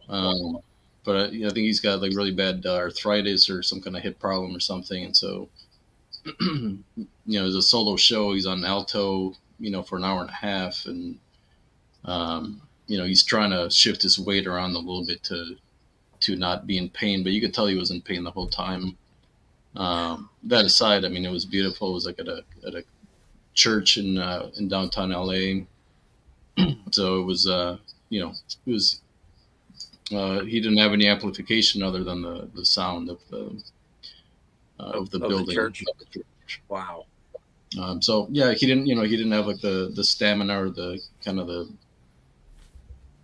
some of the obviously the length of breath, right, that he normally takes when you hear him on record, and especially his early stuff. But it's kind of like I just saw George Clinton, and he has to sit most of the show. Yeah, he's up doing some things, and he's got to sit down. One of those guys that it's kind of your last chance to ever see him play. So I felt like it was a must see. So. Very cool. Yeah, I went to see. I was saying to Alex last week, I went to see Scientist at the Dub Legend Scientist on Sunday night, last Sunday. It was interesting. Wow. It was a very kind of. Like he sits behind a console and nothing really much happens. But you don't know. He's pressing on buttons. He's got someone toasting. It's cool. Wasn't mind blowing. And tonight, I'm going to go into Chic. Bizarrely enough, my girlfriend bought us some tickets, and I thought, yeah, why not? Nile Rodgers. Awesome. How often would you see Nile Rodgers? So, and this week, midweek, I saw Makaya McCraven in at the Jazz Festival, and he was amazing. I'm sitting right here with my Makaya McCraven record. Oh well, he was Here. Unbelievable, Great. Unbelievable. Like he was so good. What a drummer. Oh yeah, and he had Junior Spall on bass, who is amazing, and he had this guitar player I never really considered, a guy called Matt Gold, who was like John McLaughlin, basically. Like the chops were amazing. But Alex, you were talking about ECM, and I don't know why, but in the pile of records that I brought here next to me, because I'm not in my record space, one of the records that I pulled out for some reason is a cheapie ECM, but I love it, and I want to share it with you again. You all know this record, I imagine. I mean, the lineup is gorgeous, isn't it? Look at that. Yeah. Look at that beautiful lineup. I mean, you can't. That's ECM 101 practically. Yeah. Now I just thought, just vibing on what Alex was saying. I rarely see that one, Fred. It's a beautiful. Yeah, I don't see it often either. Yeah. No, rarely. Got a copy at the shop, Dave, if you want it. There you go. Yep. There you It's go. like I see it all the time here. Fred, you just made a sale. You just made Chris money. Yeah, well, but that's like we're each other's drug dealer, really. I mean, if you think about it, and it's like I had a you feeling see this on would happen channel- if I clicked on here. But what you see on one channel, you go, oh, I want this record. Or I mean, how often have we watched each other and gone, oh, I need this record? Dom gets on tonight and puts his whole blues section up on the YouTubes, and now I got to find all these Abner J records, and I come to find out they're not cheap. So now I'm in real trouble. Those, thankfully, I got into that kick a while ago, and I went crazy on Abner J for a while. But I'd meant to do that like a long time ago. Sure had done it. I was like, I never show that stuff. I thought it'd be fun to do it, so it's up there. Well, Sherv's the whole. John gives me shit about the flip videos, but it's all Sherv's fault. He started. I gotta show this one. I don't know if someone showed this record at some point. I don't have know. that. Okay. I've only played this once, so I'm gonna sound like an idiot talking about it. But this one floored me.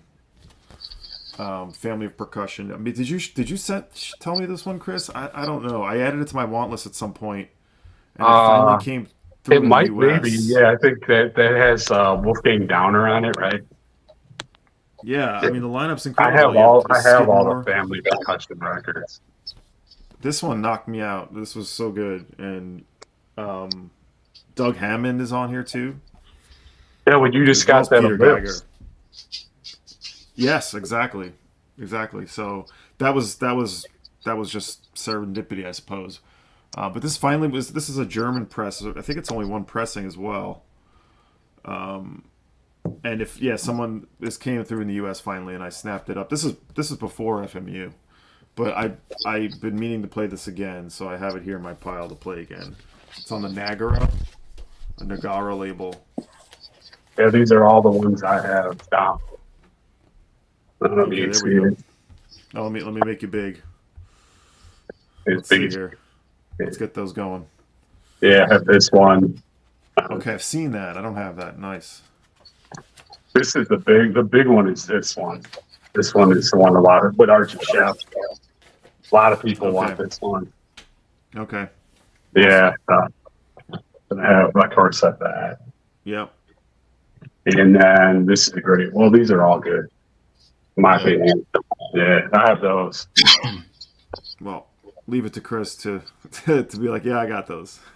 Well, it's percussion. I have a lot of percussion records. Yes. So does Alex, I think. Yes, he does. Speaking of percussion records, and we were talking. Fred was talking about Kai McCraven. This just came out. This Daniel Villarreal. Yeah, Yeah, I got to check that out. lovely. This is stunningly phenomenal. With Jeff and- Parker. Yeah, With some Jeff really Parker. great playing, and it's Yeah. I guess some kind of just basically a throwaway session from 2020, but I'm glad this got released because it is phenomenal. Is that the same chick who is on the tennis center gig? Is that her? Anna Butters, yep. Yeah, Yeah, yeah. She That- Which they that- just plays some repressed, neat by the double way. bass. They just That album repressed is that. amazing. It's a beautiful record. Yeah, it's the best thing Jeff Parker's done in the past 5 years, I think. Yeah, I agree. I mean, the playing is profound, and It's out there a again. session that was from 3 years ago, and here it is. Yeah. I picked up a Speaking of- copy a few months ago. Yeah, Nice. I got the last Natural Information Yeah. Society related record with Jeff Parker on it.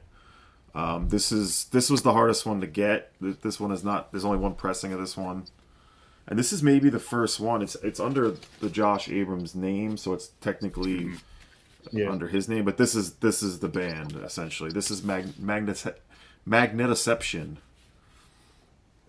Yeah, I've only ever Wonderful. found 2 of those records. They're hard to find now. Yeah, Yeah, this is Hamid Drake, Emmett Kelly, Jeff Parker, Lisa Alvarado, Ben Boy, and Josh Abrams, of course. Hamid Drake, This- a favorite. Thanks. Yeah. That Serve turned me on to Hamid Drake. This was one that I got before FMU that I'm playing quite a bit now. This is all their records in the house right now are really just the one from this year is killer. The current one is amazing. Yeah, that's the one. Yeah. Yeah, Yeah, but it's the only one I have, but I love it. yeah, it's beautiful stuff. Yeah. Looks I like would love John to see them perform, digging it but- down. Yeah, I just saw that. Yep. I want to see them perform. It hasn't had a chance to yet, but FMP or Incas albums at the fair. Yeah, we saw some, right? You know, I didn't dig through a lot of the jazz bins, so I couldn't say. But I mean, in general, I didn't see a ton of like I didn't see like Peter Brodsman records or anything like that. So No. I saw a couple. I couldn't tell you what. I was looking through a lot of jazz coincidentally. I did see something. I don't recall. I know we found the FMP related record, the Noah Howard there. But that was at the shop. Anyway. Oh, the one you sent me. Yeah. Oh, Yeah. That's Spinell's got some great players on that. Misha Mengelberg and Han Benning, which I wasn't even aware that they were on that record. Mm-hmm. Who else is here? John, Yeah. well, since you were talking about American, we may as well show some records, and that's what we're doing. Talking about American primitive, here's a recent one, a modern. This is this label. I've talked about this label on my channel many times. It's Ramble Records. Yes. And this is a guy from South Africa. And he's called, what's his name? I'm too stupid now. William Graham Rand. No, yes, that's him. William Graham Randall. And he plays all these things: acoustic guitar, bass guitar, recorder, violin, harmonium, singing bowl, Tibetan, whatnot. And it's recorded on an iPhone, of all things, and it sounds like a mix between ambient, experimental, and American primitive guitar. And the band's called Seven Rivers of Fire. And I think all of you would dig this. I reckon all of you would like this. It's experimental Yeah, I'll enough. check that. And the other one from the Check it same out, Fred. from the same label, which is also an American primitive record, is this Blake Hornsby, Teetering on the Edge of the Void. That's like a sort of a avant folk with a little bit of Hindustani thrown in, but it's got a kind of a John Fahey meets, I don't know. I mean, kind of like the Incredible String Band, maybe a little bit. And I got this fairly recently, and I think some of you would dig this too. But obviously they're new records. It's from the past couple of years, and just wanted to share a Good few find. things. Yeah. You got a question here too about the Garrett Brothers cartridges. Are you seeing this question, Fred? Out of Australia, no, I can't say I am. I mean, no. My knowledge of audiophile stuff is I must say is minimal. I'm pretty much a Philistine, so I'm sorry, Michael. Ricefield Records. I have to say no.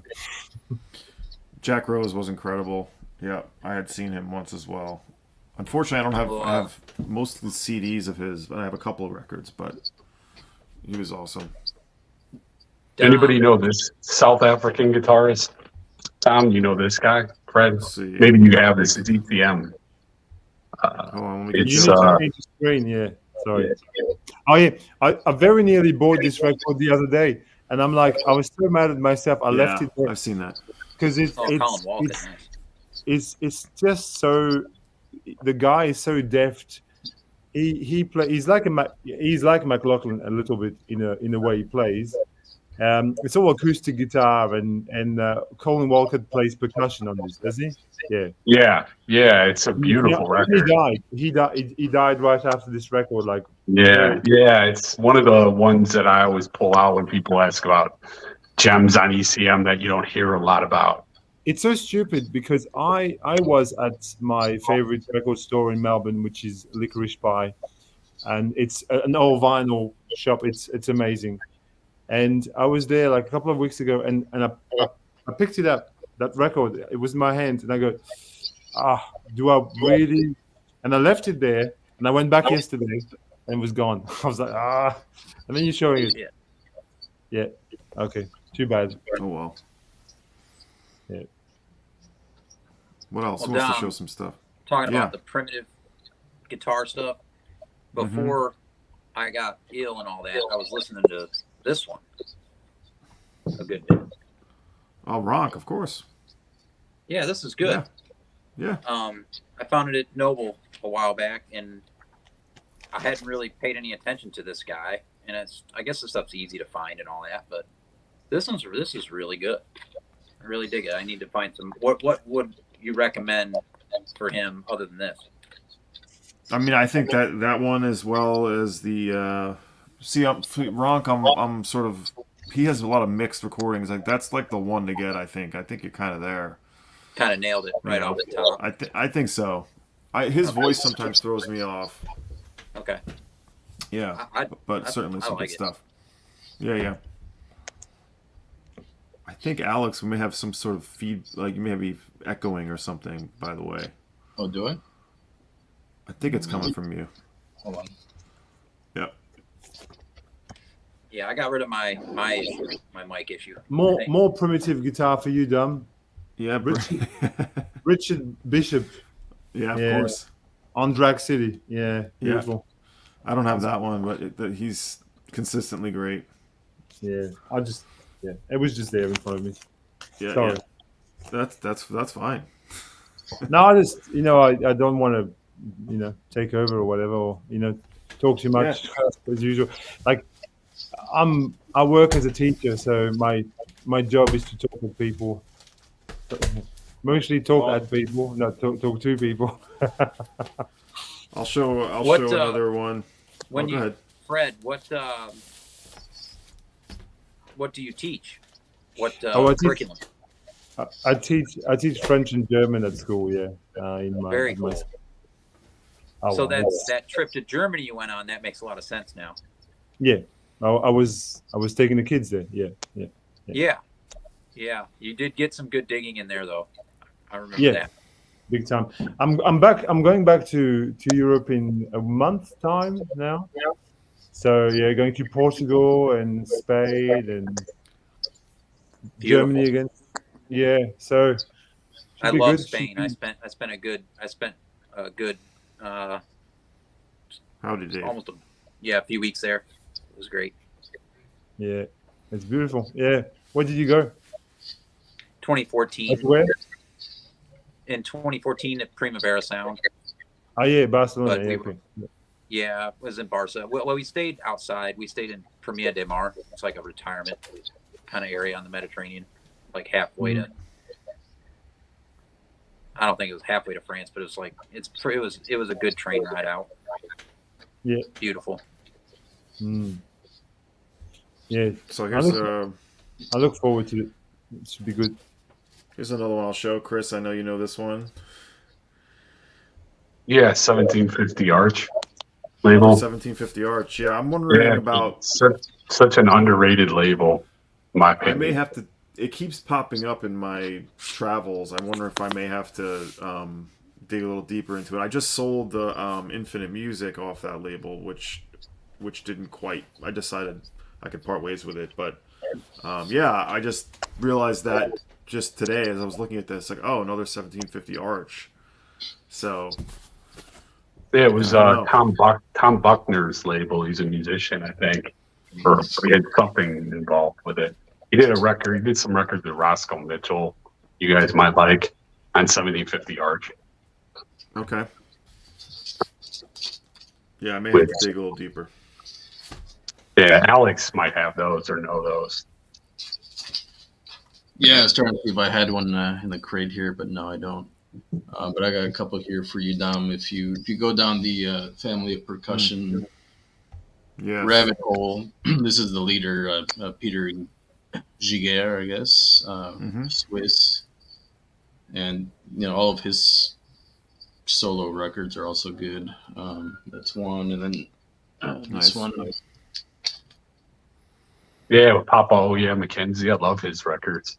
Yeah, and I think I still need to buy I know you recommended one by Mackenzie not long ago that I need to grab. But yeah, that looks great. Associated with Ashley. Nice, Michael. Cool. More for me to buy. Great.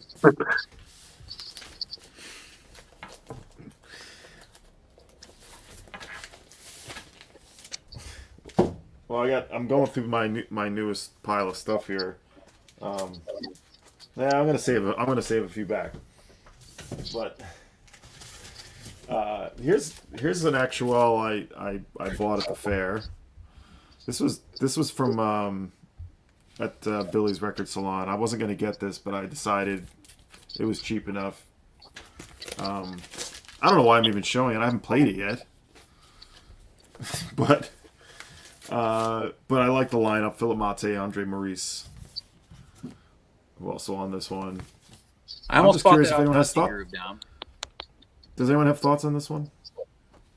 I almost bought it off Dusty Groove. They had a copy for Okay. sitting on there forever, and they keep marking it down. I haven't in heard bad that shape. one.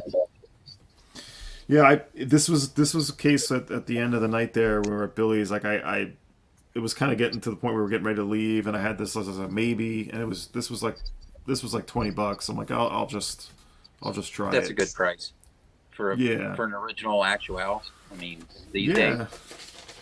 I mean, the actuals just seemed to just kept popping into my hands somehow. I don't know. Nothing What wrong can with I say? that. It's all The poem from interesting stuff. Malcolm. Yeah, lovely. Oh yeah, yeah. You found that. Where did you find that one, Alex? Yeah, that was also from Billy. From Billy. Billy has got a lot of good stuff. Yeah, so Billy, he sent me this as a gift with the record that we traded. Chris, you probably know this one, right? Warren Smith and Toki. Yeah. Nice. I think all you guys would like it. I didn't have much expectations. Just I don't know, the cover looked a little bit cheesy, but Yeah, it's pretty good. yeah, it's really good. And it's strangely that cut at 45 RPM, which is interesting. Yeah. There's another Warren Smith, and I forgot the other Japanese player that's also really good, similar to that. Yeah, but no, yeah, Warren Smith's discography is quite interesting. It's worth looking into.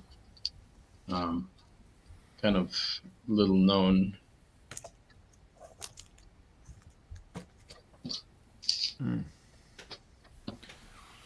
Yeah, I mean, there's still so much processing to do with the records I have, and I'm looking at another pile of stuff I'd had from before. So we'll see where we get this year. I have to sell a bunch so I can meet my quota.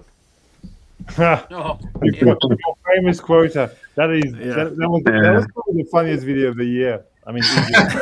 So you only have to sell 870 that was records. easily the fucking funniest video. Like that was funny shit 101. Like when you made a video and you said, "Oh, I'm only gonna buy like 6 records a month or something," I said to myself, "No fucking chance." I started well. I No started pretty fucking well. chance. Zero. But I know. But I figured I'd throw down a challenge, see where it lands, and Well, Good, in good. fairness, Dom, there is some still on your list of big ones to find. You haven't cleared Yeah. it.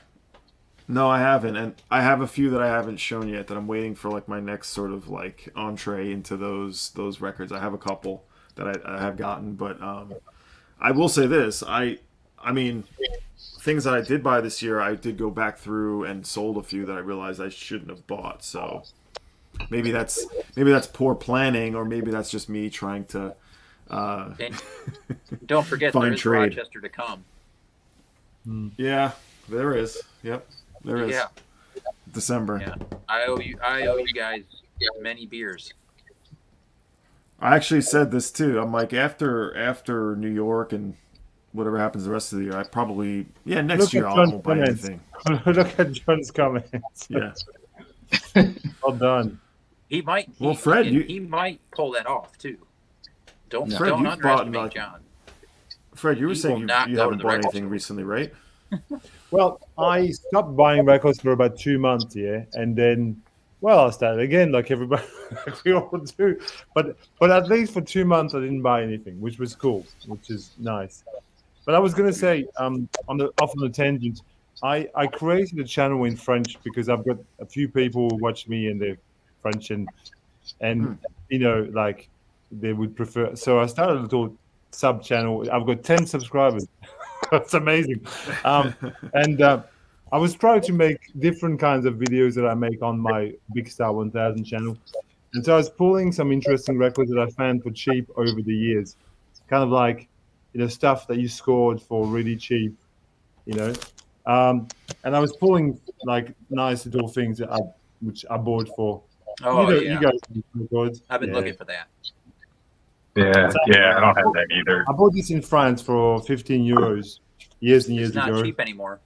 No, and in the same bin as this, I found this one here, which was like it's beat up, but it's only about €5, and That's my favorite Vangelis record. yeah, That's it's a great. beautiful record, yeah. So, and then I was going to talk about. I mean, this is a beast of a record, obviously. Yeah, no, that's crazy for cheap. Good old Judy Bailey quartet. See, I can't find you American rare records, but we can find some Australian rare records sometimes. And another one that I've got here in front of me, which this here is an Australian only and pressed in very small quantity by Rocan of Profondo Rosso, of Deep Red. It's the Australian edition. It's very rare. And this was $5 back then. It's very. But it's the Aussie pressing of it. There you go. Mm-hmm. There you go. Australia. Sound. Yeah. But just some, on a very strange label, laser. Full label. Yeah. And another one that I found for next to nothing in Australia is this one here, which Great. you all know. Obviously. I found out for $1, I think. Not that pressing though. Long time ago. Anyway, just a little bit of that's. I just had these records just out of my crates. I thought, Great stuff. I Well, was going to say, it looks like Pat is trying to join. If you're out there, Pat, looks like you don't have any mic or speakers connected, so I can't join you. Well, Yeah, it Don, would be awesome if you can join. well, Don, Fred, it's what- past my bedtime, so we'll let Pat Fred, fill what- in for me. How's that sound? If you can get on. If you can get on. Dave, All right, thanks for peace joining. out, everybody. Oh, See you, Dave. Obscure Box. I did see that this is a thing. I personally will not be buying it, but I've been buying select obscure records. I mean, you have a lot of those, Alex, or what? have like 5 probably. Yeah. Maybe looking for a couple more, but that's fine. Yeah, I have like 2, I think. 2 or 3. Yeah, I think. Hey, Fred, what is your French language channel? Really? Should I? No. Well, I'll send you a link. Don't worry. It's Yeah, I'm curious, Fred. I'm brushing up, so. Okay. Well, I'll It all started with the pole collecting. yeah. But yeah, I watched a little bit of your video you did with the gentleman from Brittany. Yeah, that's what started me off. But basically, I was talking to him, and I thought I did this stream in French, and I thought, oh well, I've never really done a video in French. 12 years on YouTube. I thought, and I asked the people watching. I said, "What do you think?" And they all said, "Yeah." So I just started posting a few videos in French. It's nothing. It's just to reach these kinds of few people whose English is probably not good enough to actually watch the videos. So they'd like to watch, but they can't quite follow enough. That's the but yeah, that's Christoph, I think Christoph probably likes both because he speaks. Yeah. He's fine with English, but a lot of his comments are French. Yeah. But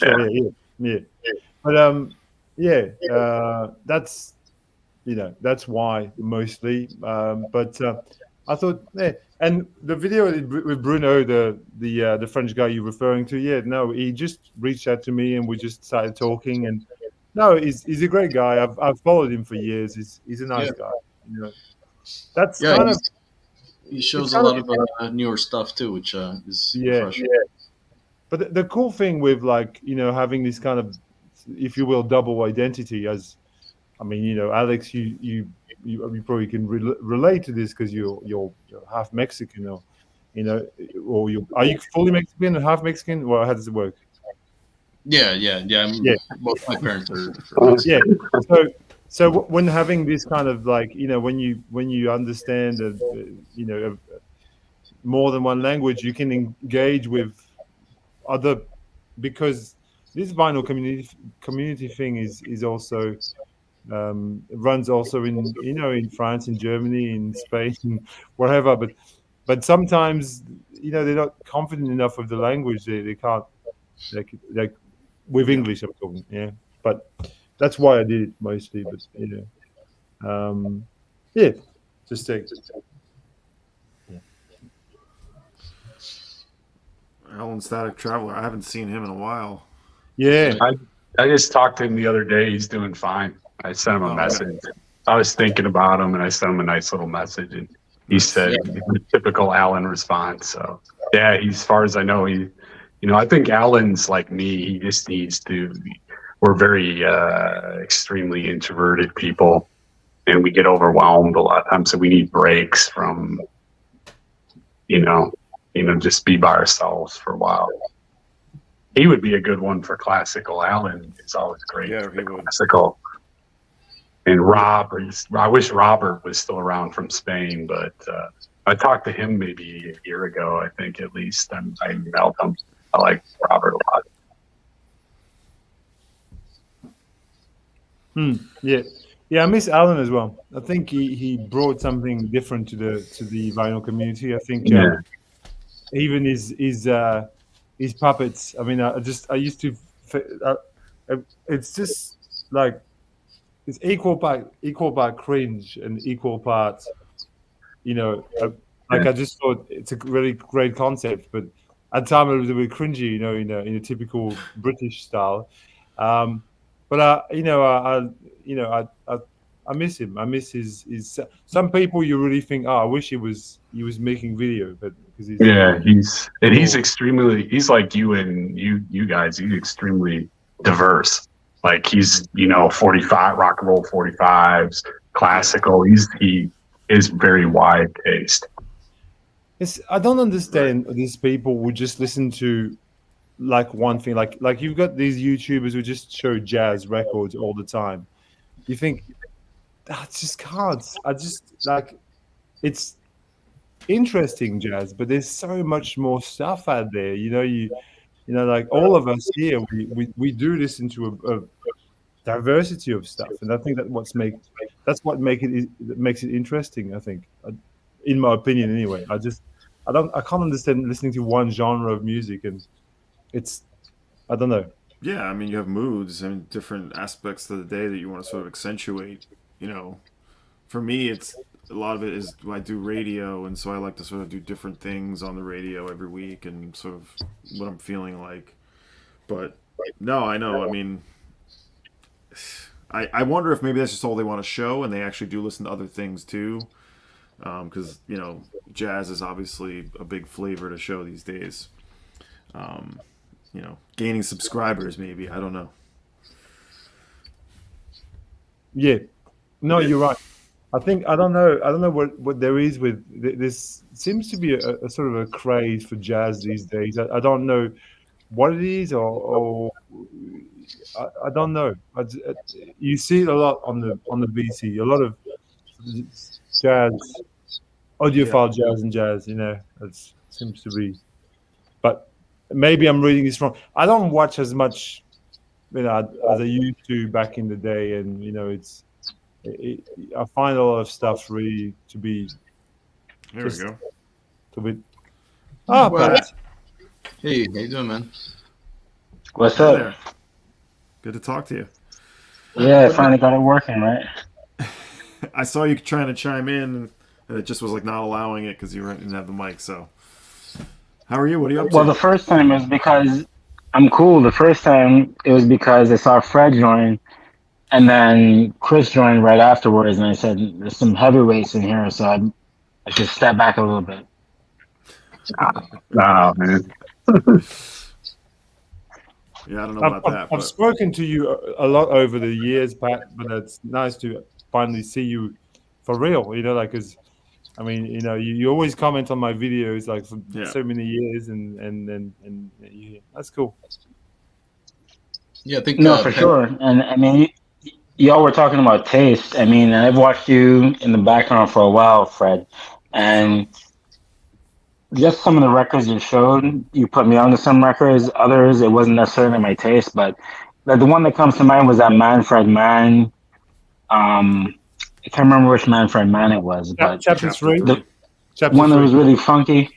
yeah, Yeah, chapter Yeah, three, yeah. yeah. And I said it was really funky, middle of the road, but it was cool. And then just the variety of records you show, and the Gimme Tens for sure, which people have taken and run with. That's a classic series. Pick 10 records. They may not be the best, they may not be everybody's favorite, but you give the insight on it, and it makes sense. So, it's done a lot for me over time. Yeah, yeah. It's yeah. It's when I first started videos back then, like, it was one of these things I thought, well, what can I do to make, to get into just show my record collection in a different way. And that's how I came up with Gimme 10. Like, I thought I'll just show 10 records, sort of, and I still do them to this day, which is a bit boring, but to find different types of videos to do. But it's an interesting way of getting into a sort of a subgenre of music. You don't know anything about, I don't know what not, Indian music or whatever. There's 10 records that you can listen to. They're cool. That's the idea more than anything. Like, hmm because as I say, I often say this, but it's all about sharing. It's nothing else. I mean, for me, it's like I know of these really cool records, and I'd like other people to know about them. And it's the same for you guys. It's the same exactly. You're like, hmm oh yeah, Yeah. here's a cool record. Chris sends me messages every day, going, oh, here's a cool. That's the same. That's the same idea. It's like you should know about this. Like, listen to this. It's really cool. And I think that's the spirit. As long as the spirit of the video making is that, then it's great. It's never about Yeah. getting subscribers or like this kind of like having subscribers. It's meaningless, really. Like, it's more how you engage with people. So Yeah, I agree. And then I engage with each of you, and then even with Dom, you watch a video, everybody has their records neatly organized, they have their system and everything. And you get to Dom, and the naming conventions just blow it out of the park. And then, Oh yeah, you wonder what he's thinking when he's naming these sections, well, yeah, and his knowledge is that vast. And then when you actually take the time to listen to something that he shows, and you think about what he's thinking about when he's listening to it, it makes it more useful. And yeah. so, yeah, I appreciate all you guys. Yeah, like I have this. This is like I did this because I did stuff like that because I again, when I was making radio shows and sort of wanting to sort of come up with like threads and ideas, like I wanted to be able to browse what I had by that, and so I have all these different sections of that. It's a little outdated at this point now, maybe, but I still stick to it because I don't want to reorganize everything. Like, who wants to do that? I mean, that could be a fun project at some point, but It's a lot of fun actually, and yeah, I know. When I redid the shelving in here, yeah, I mean, I decided to go alphabetical, and yeah, it's not nearly as fun, but I can find things for once. Well, even yeah, that, it's like you had the collapse or the expedite, whichever ones you had, and then you decided to put up a single shelf set, which I probably wouldn't do. But and then you had the accident where they fell down, and you had to rebuild it. So I look at all that stuff, and it's all part of the journey, as it were, and getting it set up the way you want it. But even the one shelf system, I think that looks cool, man. I think the new room that you set up is pretty legit. Yeah, I'll do a room tour soon. I Mhm. think it's finally reasonably organized, and but yeah, no, it was scary as hell to see like probably about 400 records fall about 10 feet in height, and just kind of yeah, that's don't want that. dispersed everywhere. Yeah, it was pretty wild. Yeah, there's something like cathartic for me about like just I do it all the time, constantly reorganizing my records, and it wasn't really for the VC. You know, all those years ago when I discovered Fred and Derek and those guys, I gave up on music for like, I didn't listen to any records for like 4 months because I had left work. I was suicidal. I was really in a bad place, and I just couldn't even put on a record. And then I discovered a video by Derek talking about French Prague, and it just, something about it like really made me, like brought me back. And then I found Fred and I these people that I was just like, wow, I like what these guys are doing, and decided to do it. And like Fred could tell you back then, we're making videos like constantly off of each other for like a couple of weeks. Like It was like crazy. Like we've done a little bit with Dom, you know, with he was posting the ambient guitar, and I thought these kind of response videos with a slow core, we used to do that all the time. That was the norm in the VC. We just posted videos to each other. Chris would post something, would post something back. It was like a dialogue all the time. It wasn't like I'll make a video, and then I'll make a completely different video somewhere else. It's like we used to respond to each other like literally all the time, and send each other records all the time too. Like number of records we sent to each other was just like, I mean, it was a different, because there was not so many of us. It was I guess a much more kind of neat kind of like, you know, you'd get to know people. Now I wouldn't know who's in the VC now. I mean, apart from you guys, you know, but I don't know who's the VC. So many, so vast, you know. But it's different times. Different times. Yeah, there's No, a lot to good keep people. track of. Right. There's plenty of people that I would like to check in with, or at least watch video. I'd like to watch more, but there's only so many that I can really sort of monitor and keep tabs on. So there's a lot of cool things being shown out there that I'm sure I'm missing. But yeah, I mean that's I was watching back. I was saying that earlier. I was seeing you guys and Derek. Derek totally, like, I was watching him every day for a while. It was just, it's like, oh, I'm like checking in with this guy every day. He doesn't even know I'm watching him. It was a weird. It was pretty funny. You know, it was cool. Yeah, Derek is an interesting character.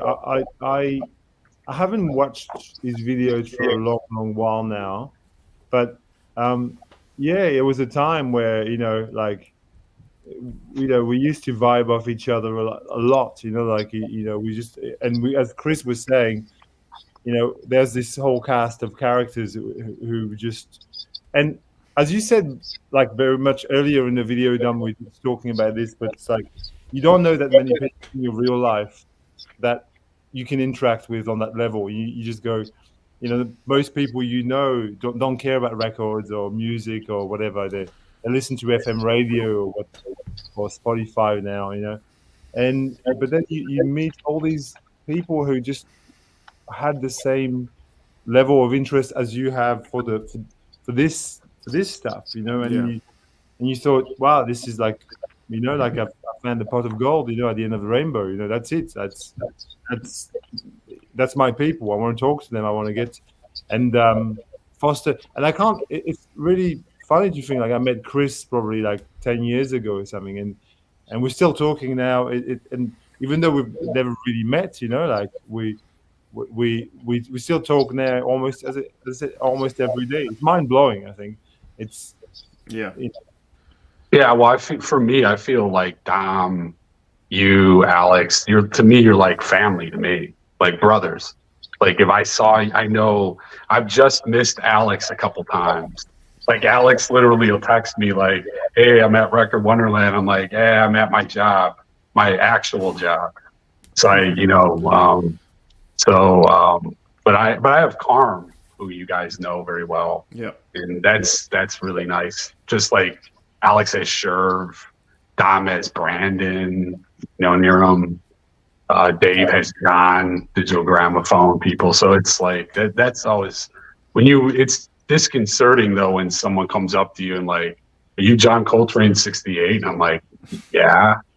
And it's like when I first met Carmen, he's like, he's talking about my videos, and I'm like, it was just out of nowhere, and I was just like, it was just really disconcerting. But after that, it was like, it's like, oh wow, this is really, really cool that you connected with a person, and Carm talks about you guys all the time, so we always, he's a special person though. So It happened to me.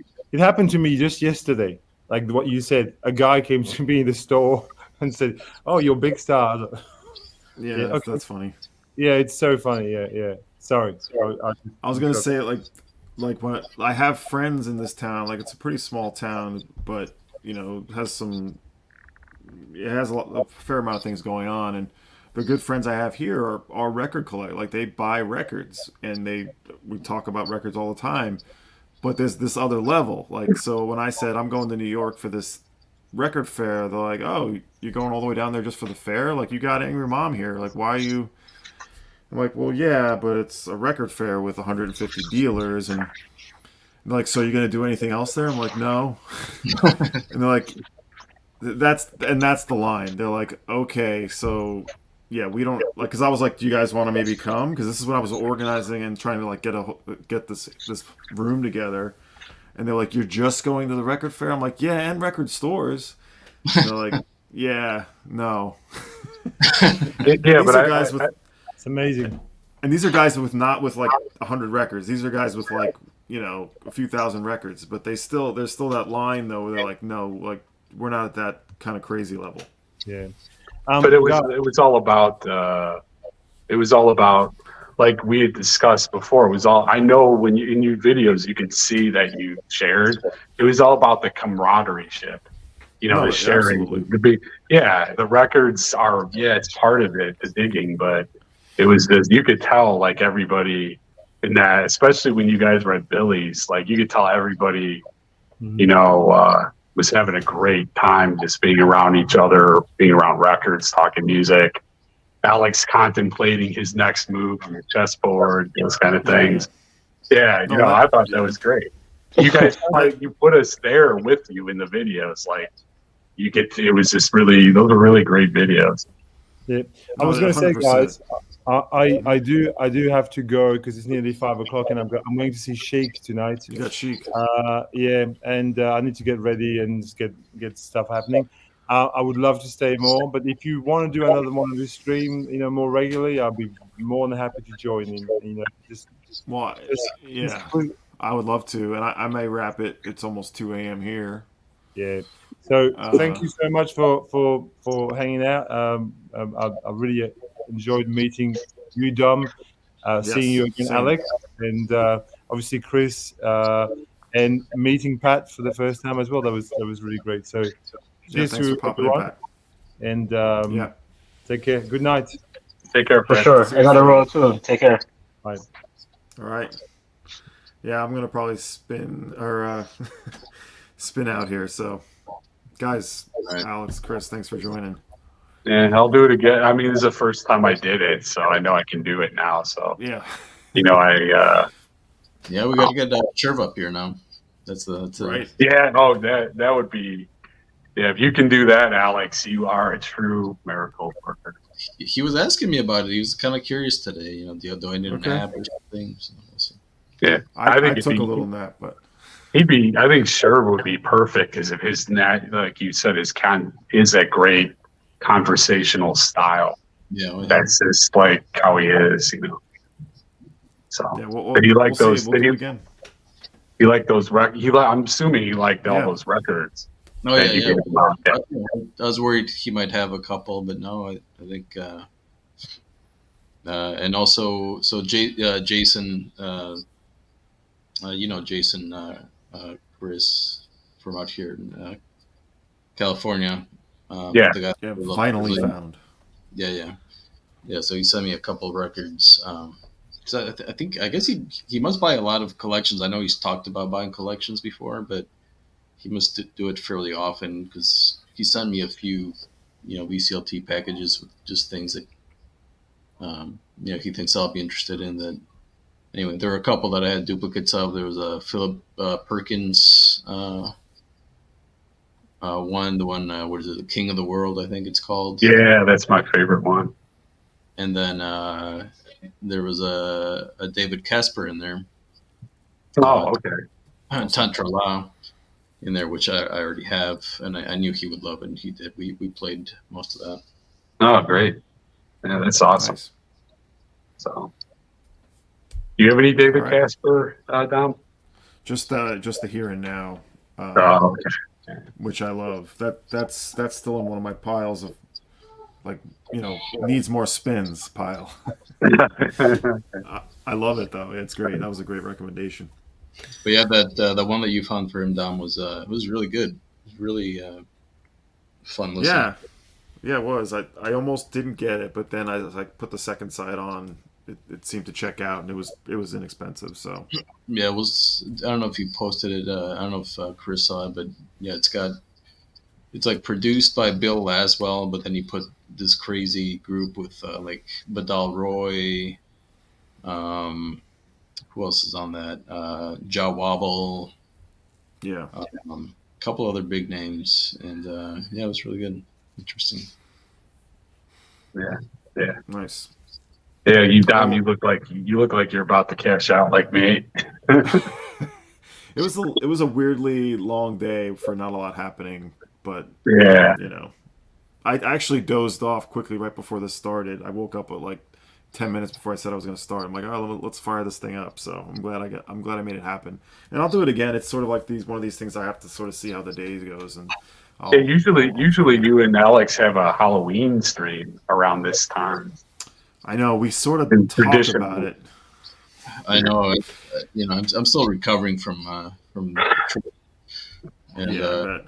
and the cold that I caught there, which I'm like 90% better now. But That's good. When's Brandon going to show his finds? You two, well, at least most of your cards have been laid out on the table. He hasn't shown any of this much. I was hoping he would do it tonight, but he was out there. I don't know if he's still out there, but Yeah. maybe next time. Yeah. you have to wait for the pile that I got from Keith.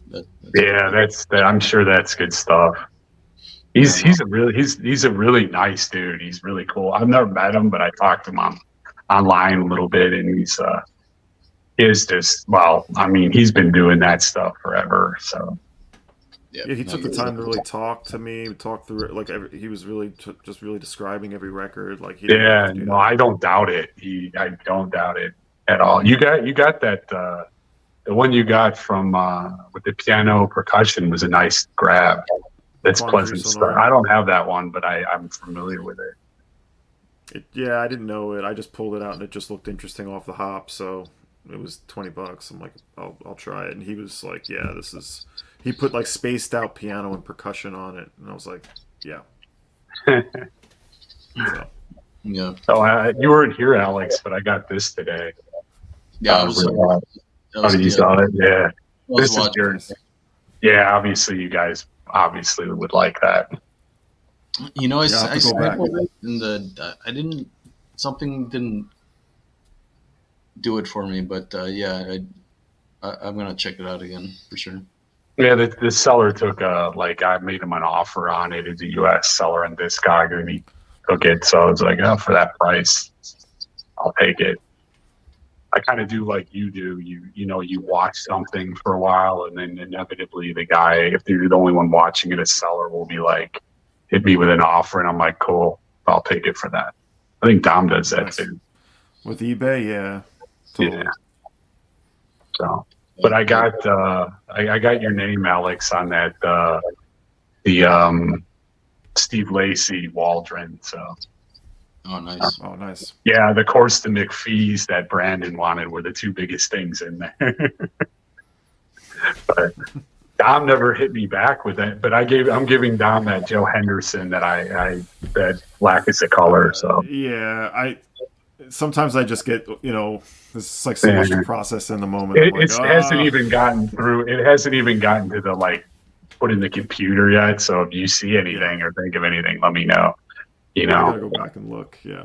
Yeah, because I mean, I get dibs on all that stuff. And Nice. and Steve obviously knows you guys well, and you're well regarded by him.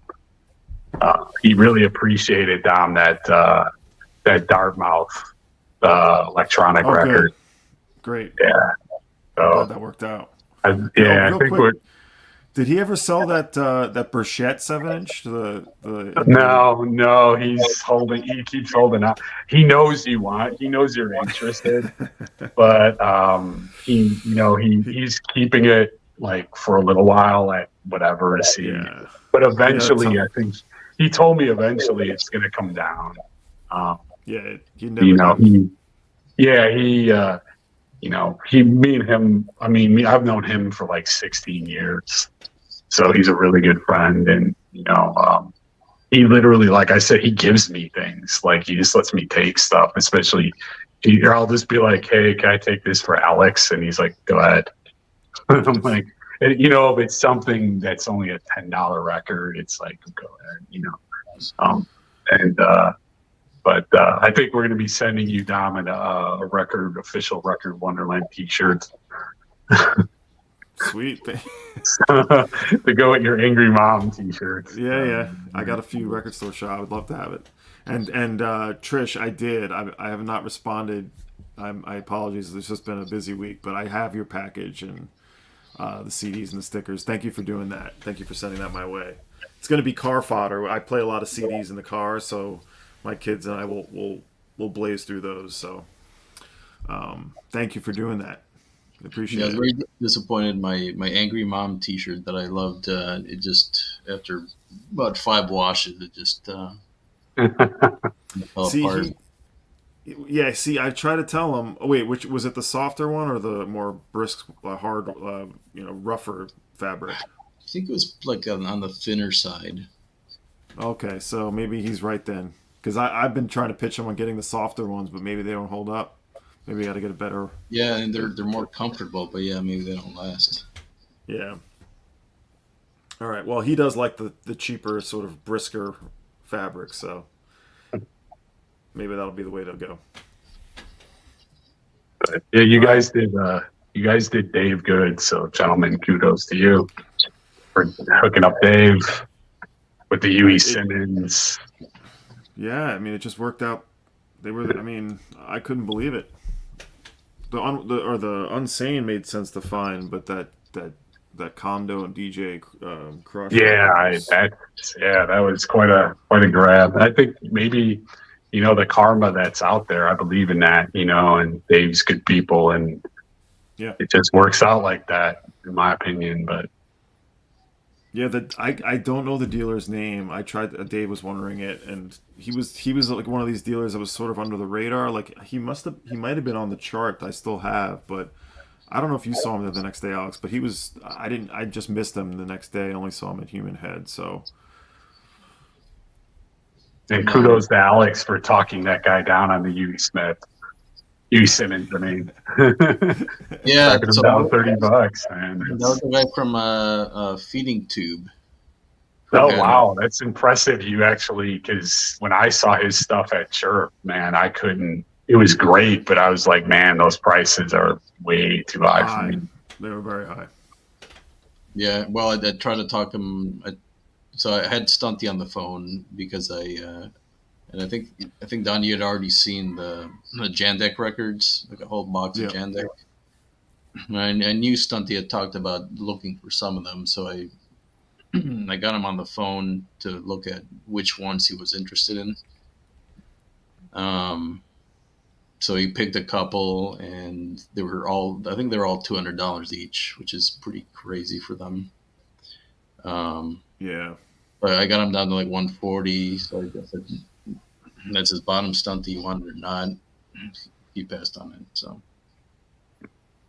Well, you got the Sonny Simmons out of the hole for Dave.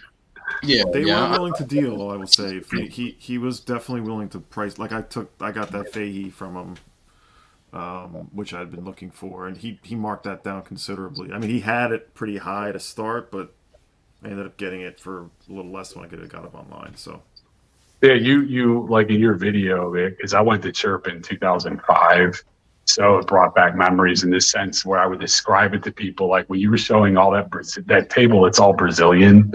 That's what I remember. It was like a guy would have a whole table of original African stuff or Brazil stuff you just never see. Like when you're like big, I don't see that here in Chicago hardly ever. So it's just like that's. In New York, that you do see Brazilian, like the Human Head has a lot of Brazilian, but Yeah. I mean, I don't see it up here too much. But the funny thing about that dealer was he wasn't on the list at all. He wasn't on the chart at all. He just happened. It's almost like he was like a rogue dealer, or he just was like a late addition. And he had these two beautiful boxes, and apparently he's opening a little shop in New York. So I took his card and everything. Yeah. Did the French dealer get wiped out early? Or because it sounds like he had amazing stuff. I wouldn't say so. What do you think, Alex? I mean, No, I mean, like, I think the bins were still pretty, I mean, relatively full. You know, for one, he did have prices on the higher side with stickers in euro. And that, I don't know, I think that might have turned some people off. And once you got to talk to him, he would give you the price in dollars and then discount a fair amount, especially if you're going to buy more. It seems like you guys had like a good pick for the French guy. Like you guys had old stuff that normally wouldn't sit there for that long. But well, I definitely I spoke with Stunty and he recommended a few things. He was like in the hot tub at the time, so that was fun. But I on the Sunday I gave him I piled up a pretty good pile and I gave him a pretty aggressive offer, and he just asked for a little bit higher, and then we were done. So he was ready to not come back with stuff. So yeah, that's when we do local shows, we try to like if someone offers something for table, good. You know, we don't want to take it. We don't want it. You know, because it's a lot of it is like, you know, like stuff you said, Angry Mom. It's like decent $2 to $5 records that we have plenty of that we don't need. We have, you know, how many REO Speedwagon records do we need at the shop? You know, so you're gonna pay me for these, and I don't have to move them. Great. Yeah, yeah, that's crazy. But All right, guys, I'm going to head out. yeah, me too. So It's been fun. We'll do it yeah, again nice soon. seeing you, gentlemen, as always. Thanks for Bye. coming up. Take care. Take care. Thanks everybody out there.